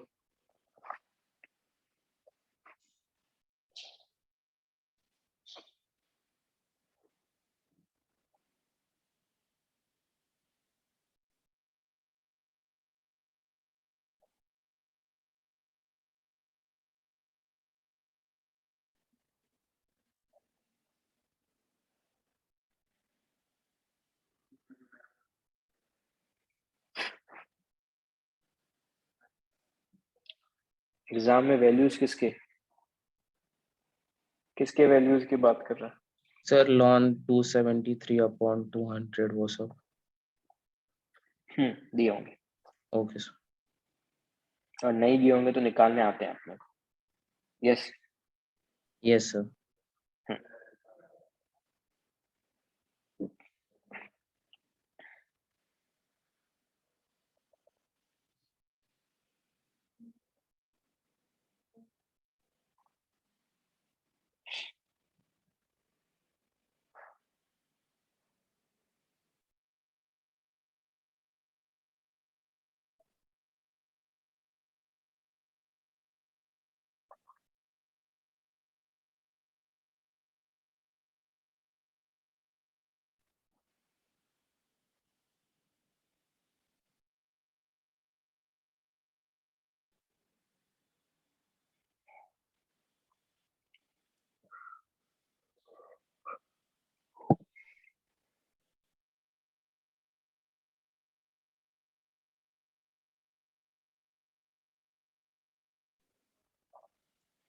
तुमने कैलोरीमेट्री पढ़ लिया है क्या? क्या? बट तुमको आइडिया भी नहीं है? 10th में पढ़ा है क्या? बिल्कुल नहीं। अच्छा, नहीं पढ़ा तो अपने को यहाँ पर एक जरूरत पड़ेगी, तो अपन ये क्लास प्रॉब्लम में इसका यूज करने वाले हैं। नहीं पढ़ा है तो फिर भी मैं तुमको एक्सप्लेन कर देता हूँ कि क्या है। तुम मुझे एक चीज ये बताओ, तुम क्या कर रहे हो? तुम 9 ग्राम, ध्यान से सुनना यार चीजों को,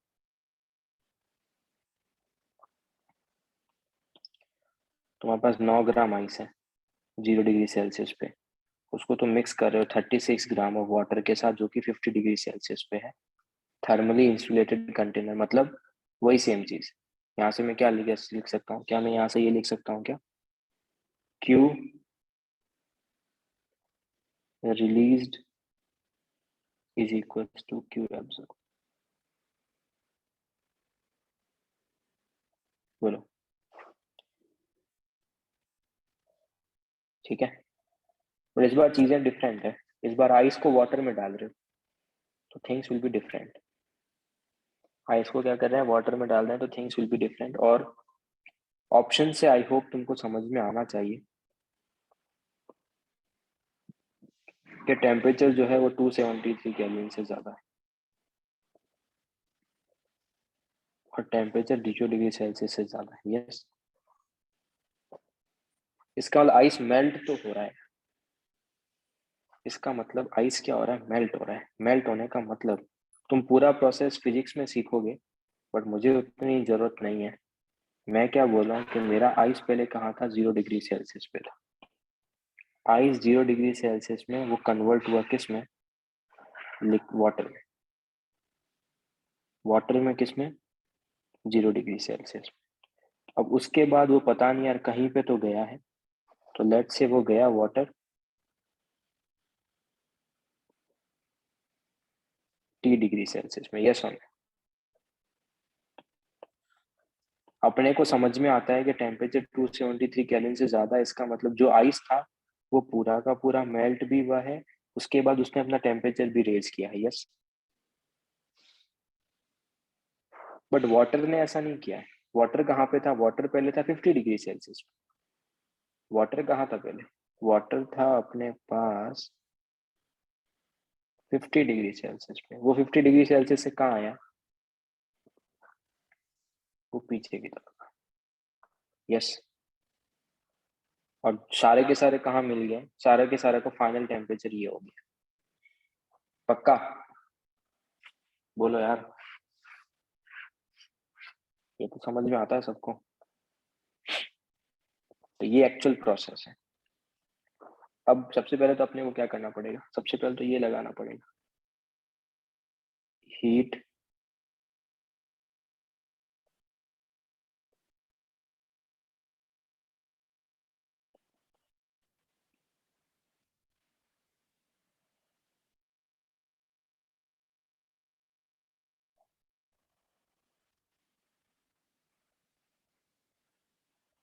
ये ठीक है सबके लिए?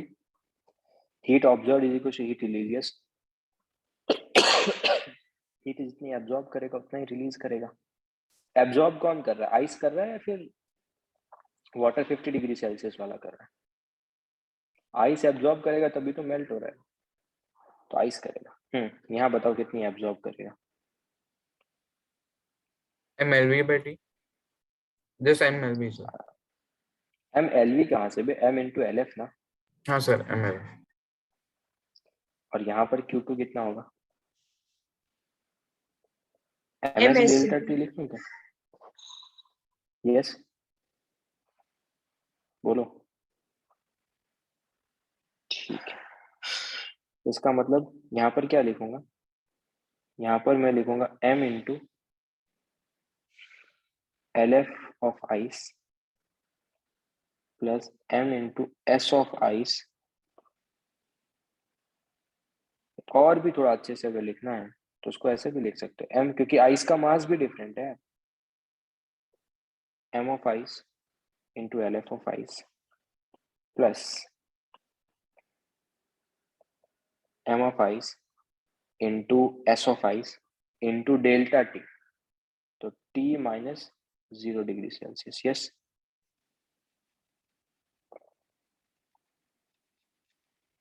बोलो।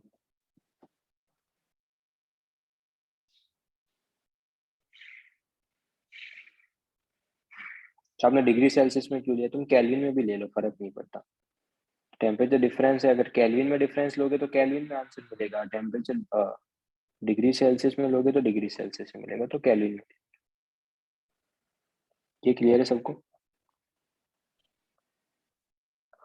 और वाटर के लिए कितना होगा? ये कितना रिलीज करेगा?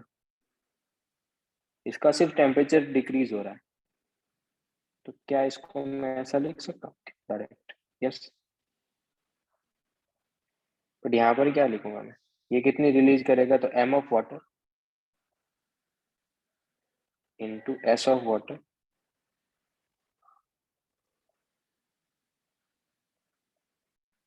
यस 50 माइनस टी लिखूंगा। 50 नहीं, सॉरी, केल्विन में लिखना है टेम्परेचर। केल्विन में कितना हो जाएगा वो? 373 minus T. Yes,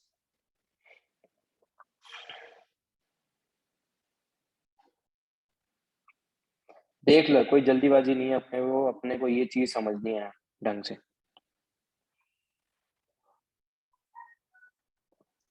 phase transition m into L F, ये ms डेल्टा टी, ये भी ms डेल्टा टी। यहाँ पर क्या है, ये रिलीज भी पॉजिटिव आना चाहिए, एब्जॉर्ब भी पॉजिटिव आना चाहिए, इसलिए यहाँ पे 273 माइनस टी लिखा है।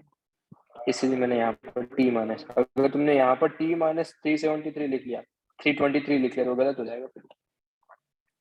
डन, ये इक्वेशन सबको?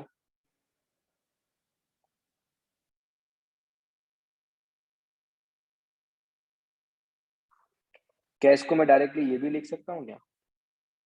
सर सॉरी, मुझे बस change in temperature T minus 273 समझा सर, बट 323 माइनस T नहीं समझा। अरे रिलीज वाली क्वांटिटी पॉजिटिव आनी चाहिए ना। Okay sir. तो रिलीज पॉजिटिव कब आएगा? जब तू 373 माइनस टी लिखेगा तब आएगा ना, क्योंकि टेम्परेचर जो तेरे पास है तो 323 से कम आएगा ना। यस और नो? हाँ sir. Q release quantity, Q release कभी भी नेगेटिव नहीं हो सकता, रिलीज में अपने आप एक नेगेटिव टर्म्स एसोसिएटेड है। यस, हाँ सर, वो ओके समझा सर। तो इसीलिए मैं 373 माइनस टी लिखूँ। इसलिए मैंने ऊपर भी, अगर तू देखेगा ऊपर भी मैंने देख क्या लिखा है, क्यू रिलीज में टी हॉट माइनस टी लिखा है, और यहाँ पर टी माइनस टी कोल्ड लिखा है। Okay sir. तो ये वाली क्वांटिटी भी पॉजिटिव, ये वाली क्वांटिटी भी पॉजिटिव।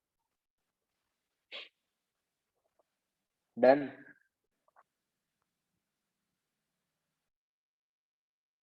अब देखो, इसने एक और मजेदार चीज की है। देखो, मैं तुमको वही चीज बोल रहा हूँ कि अगर तुम्हारा ध्यान हटा ना, इसने डेल्टा एच फ्यूजन लिखा है और यूनिट देखो क्या दी है।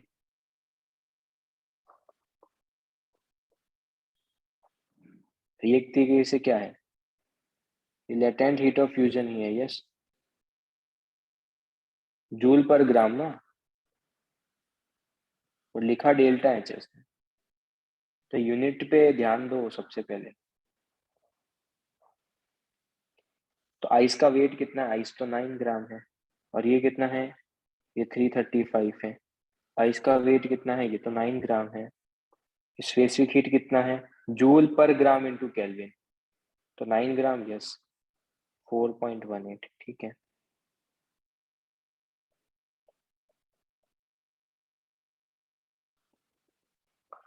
ये कितना है? 36 ग्राम है। इसका एस कितना है? एस ऑफ वाटर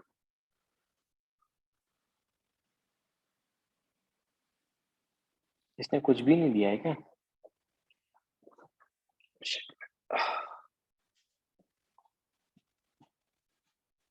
इसने सीपी सिर्फ वाटर का ही दिया है।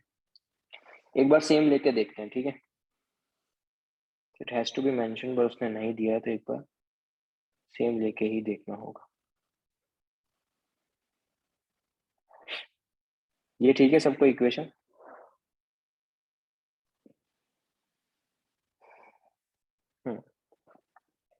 एक मिनट रुको, मैं इसको कैलकुलेट करके देख लेता हूँ क्या आ रहा है।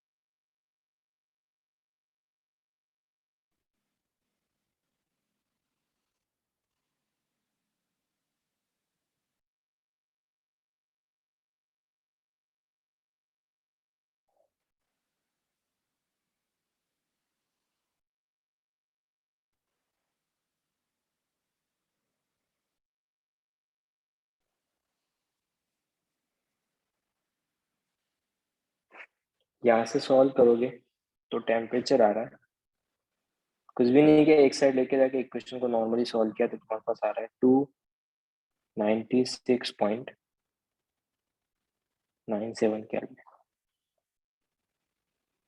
ऑप्शन में है क्या? हाँ,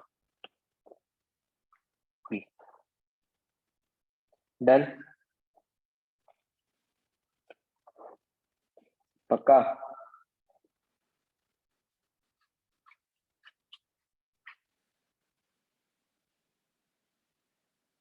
देख लो अच्छे से, मतलब ये हो गया तो एंट्रोपी वाला पार्ट खत्म है, 3-4 फॉर्मुलेज हैं तो नेक्स्ट क्लास में थर्मोकेमिस्ट्री स्टार्ट भी कर सकते हैं अपन।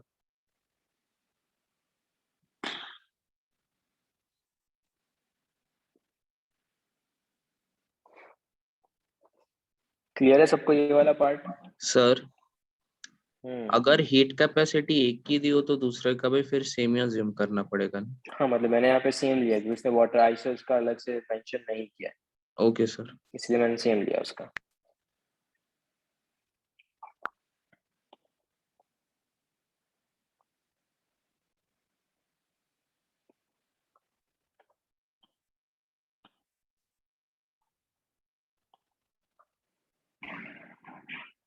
अब क्या सबको एक चीज ये समझ में आता है क्या, क्या मैं ये लिख सकता हूँ क्या? उसने पूछा है कि आइस का एंट्रोपी कितना होगा, तो अब बताओ यहाँ पे आइस का डेल्टा S1 यहाँ पर कितना होगा?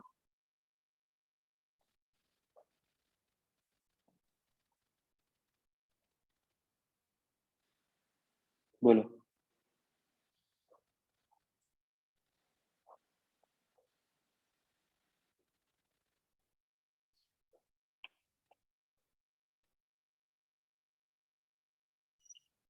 क्या ये सबको क्लियर?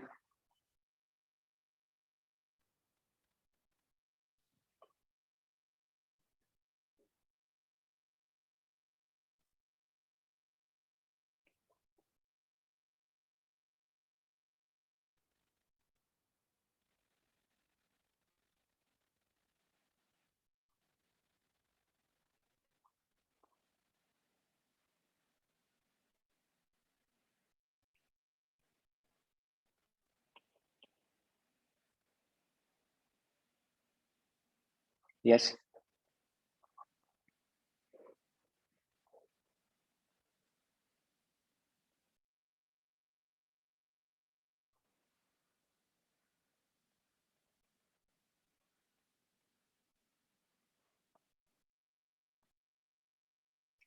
करना एक बार कैलकुलेट कितना आ रहा है।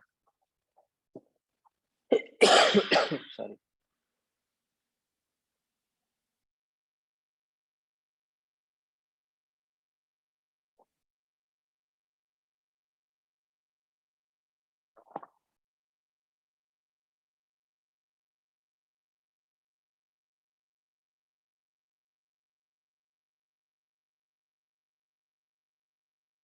। 11.04 S1। अच्छा, S2 भी निकाल लो।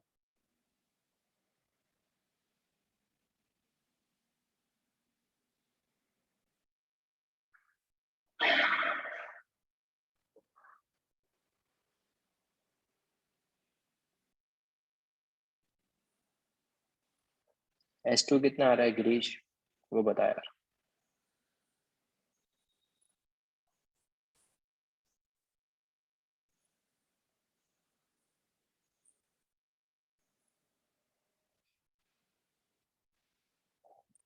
फोर पॉइंट वन वन, 4.11 या 3.11? क्या 4.11 या 3.11?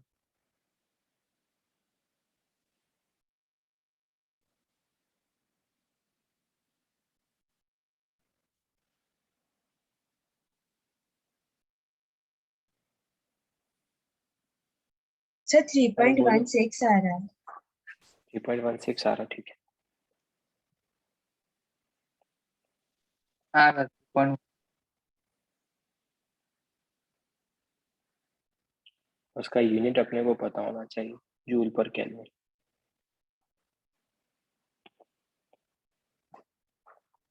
वाटर के लिए क्या होगा? वाटर के लिए सिर्फ यही पार्ट है अपने लिए।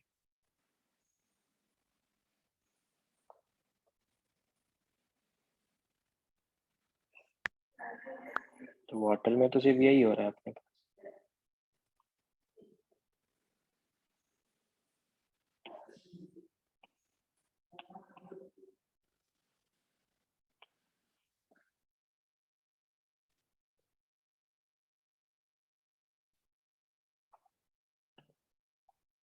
क्या फॉर्मूला है इसके लिए? MSP ln T2 by T1. 323 kelvin पे। यहाँ पर डिग्री सेल्सियस में मत लिख लेना यार गलती से। तो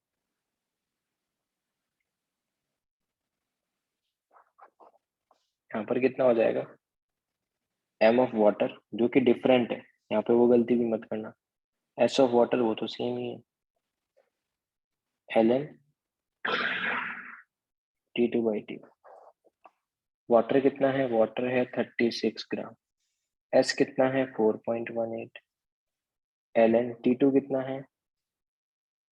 इस बार 296.97 ऊपर आएगा, डिवाइडेड बाय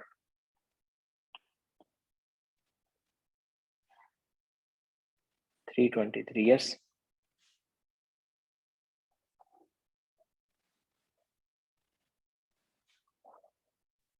बोलो।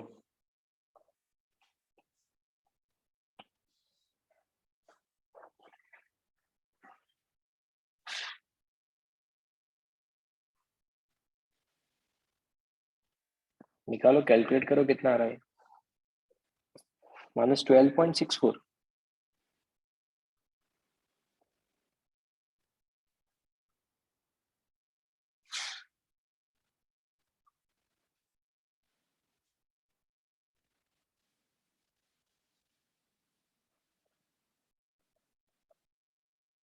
ठीक है,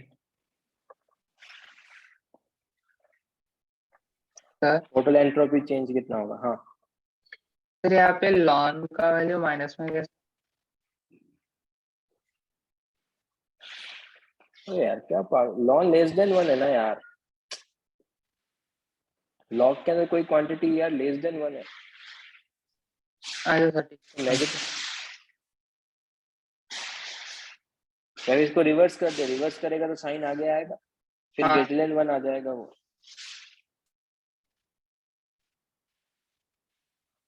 लॉन का वैल्यू नेगेटिव हो सकता है भाई। अगर लॉन 1 का वैल्यू 0 है तो, अगर लॉन 1 का वैल्यू 0 है, यस, यस सर। तो लॉन 0.5 का वैल्यू नेगेटिव ही आएगा ना। हाँ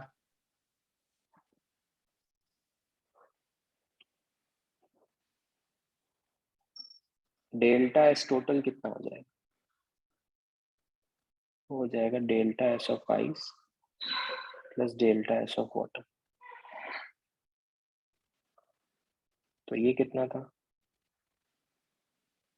12.2। और दूसरा वाला कितना था? -12.64।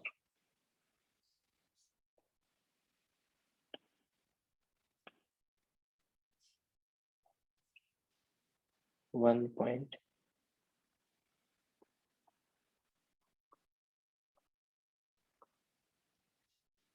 तो ये एक प्रॉब्लम, हीट जितने भी प्रॉब्लम्स पॉसिबल थे 3 टाइप के वो हो गए। सिमिलर टाइप का एक प्रैक्टिस के लिए घर पे दे रहा हूँ। आज का लेक्चर यहीं पे खत्म है, कुछ डाउट है तो पूछ सकते हो। सर मैंने उस दिन आपको भेजा था ना क्लॉजेस इनइक्वालिटी, आप बोलने वाले थे। बोला ना पढ़ाऊंगा यार, पढ़ा ओके अभी सर। नहीं सर। पढ़ा दूंगा। Okay sir. अच्छा, आपको हमको एवरेज मोलर हीट का उसका भी देना था ना, कैपेसिटी का फॉर्मूला। मैं कल लास्ट स्टार्टिंग की क्लास की स्टार्टिंग में याद दिलाना, ठीक है? ठीक है सर। अच्छा, मुझे कल के पेपर में से ही डाउट था बोलो। सर। वहाँ पे क्वेश्चन था, हमको एक्चुअली पेपर का PDF दिया नहीं है, पर हम लोग को उसमें V फाइनल निकालना था, V2। सुन रहा हूँ, बोलो। और उसमें हमको T2 T1 दिया था और V1 दिया था, और हमको V2 निकालना था। उसके वैल्यू सर आपके पास वो क्वेश्चन रहेगा क्या अभी पेपर? होगा, एक मिनट। हाँ sir, I guess second last question ही था।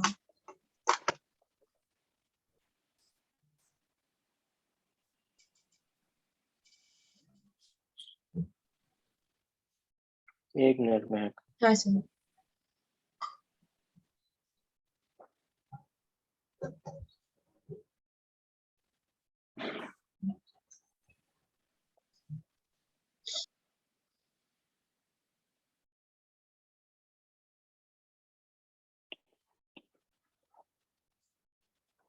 मैंने 2 प्रॉब्लम होमवर्क में दिए।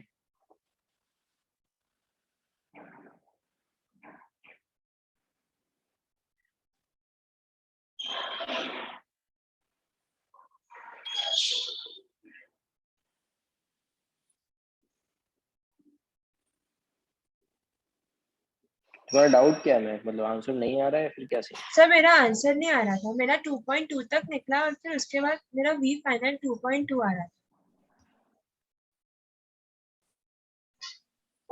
आंसर में क्या लेके रखा?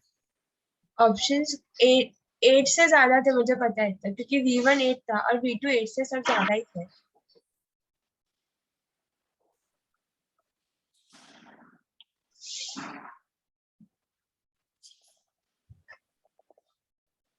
अच्छा, हम्म। क्वेश्चन नंबर याद है? आई गेस 89 था, सेकंड लास्ट है, एकदम एंडिंग के प्रॉब्लम्स में था।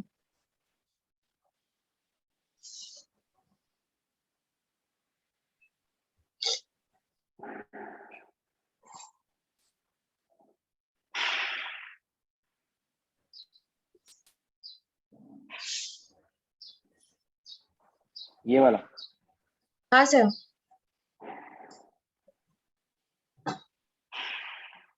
क्या हो गया इसमें? तो इसका मेरा आंसर ही नहीं आ रहा था, मेरा V2 2.2 ही आ रहा था।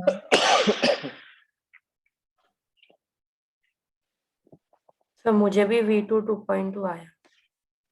मैंने 5 मिनट तक कैलकुलेट भी किया, मुझे लगा कुछ गड़बड़ हुई होगी।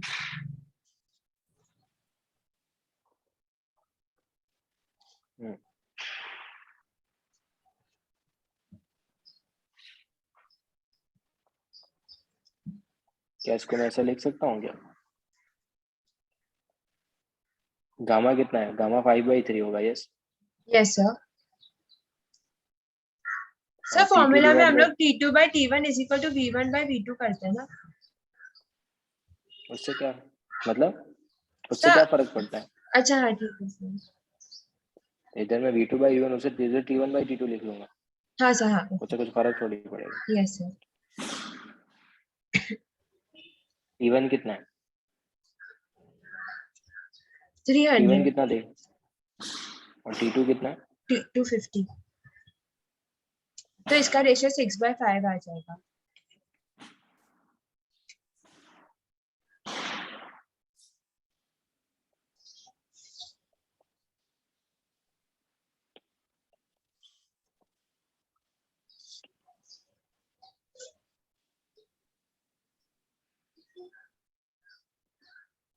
इसको मैं 4 लिख सकता हूँ क्या? हाँ सर। 8 की पावर 2/3 को 4 हाँ लिख सर वो दूंगा। मैंने किया था।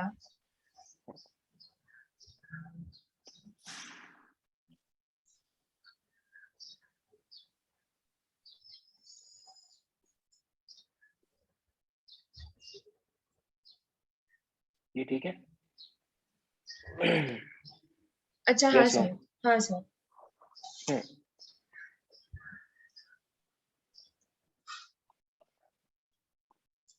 ये ठीक है? Yes sir.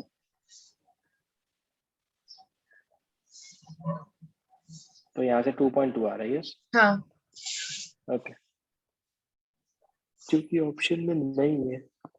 हाँ सर फिर मैं कंफ्यूज अच्छा, हो मैंने एक गई। मिस्टेक किया है। एक्चुअली में मैंने एक मिस्टेक किया है कि ये मैंने एक्चुअली में इसका पावर हाफ था 2.2, मैंने उसको ओह 3/2 कर दिया। तो सर अभी क्या बोनस और क्या? ठीक है सर। और सर एक्चुअली कल के पेपर में ना मैं एक दो फॉर्मूला भूल गई थी, तो मेरे बहुत सिली मिस्टेक हो गए थे डेल्टा कौन एस सा में। प्रॉब्लम है ये? प्रॉब्लम कौन सा है? ये 89। ठीक है, हाँ सर। मेरे को एक मैसेज ड्रॉप कर दो ना, मैं बोनस करवा दूंगा। Okay sir.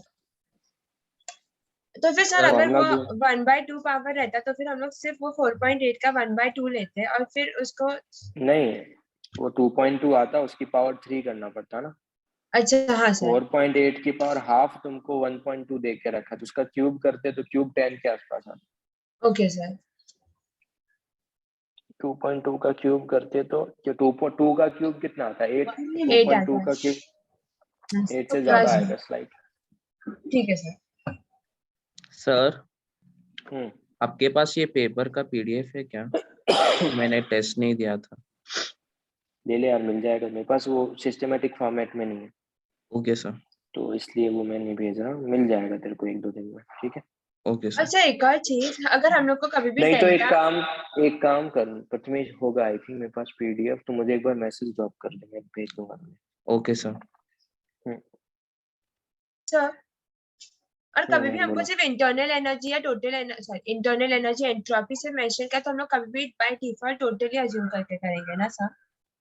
मतलब कल एक एंट्रोपी प्रॉब्लम है। था जिसमें आपने पूछा था which of these are I guess extensive properties, तो उसमें हम लोग उसमें हाँ, सिर्फ कुछ भी इंटरनल मेंशन नहीं है तो वी हाँ विल सर से टोटल ओके ऑलवेज सर। और टोटल। सर आज के जो सम्स किए थे उसमें जो थोड़े कॉम्प्लेक्स थे 296.67 वगैरह लॉन फंक्शंस वो दिए रहेंगे क्या? हाँ बच्चे, नहीं ठीक है दिए सर रहेंगे तो अप्रोक्सीमेशन ले लेना, ओके सर वैल्यू निकालना बता दिया ना, आप लॉग की हाँ कोई सर भी वो वैल्यू निकाल सकते हैं ना, तो फिर निकाल इसमें क्यों सकते हैं पर टेंशन लेते हैं। ठीक है सर नहीं दिया होगा, अब होगा, नहीं दिया होगा वो मैं कैसे बताऊं, नीट वालों ने नहीं दिया तो क्या करेंगे, निकालना पड़ेगा उस पे अपन आर्ग्यू तो नहीं कर सकते ना यस कि सर सर आपने तो बोला था कि सर नहीं देंगे बट दिया ही नहीं सर उन्होंने, उस ठीक है पर तो कुछ भी नहीं बोल सकता ना मैं। हाँ सर ठीक है sir bye sir thank you bye.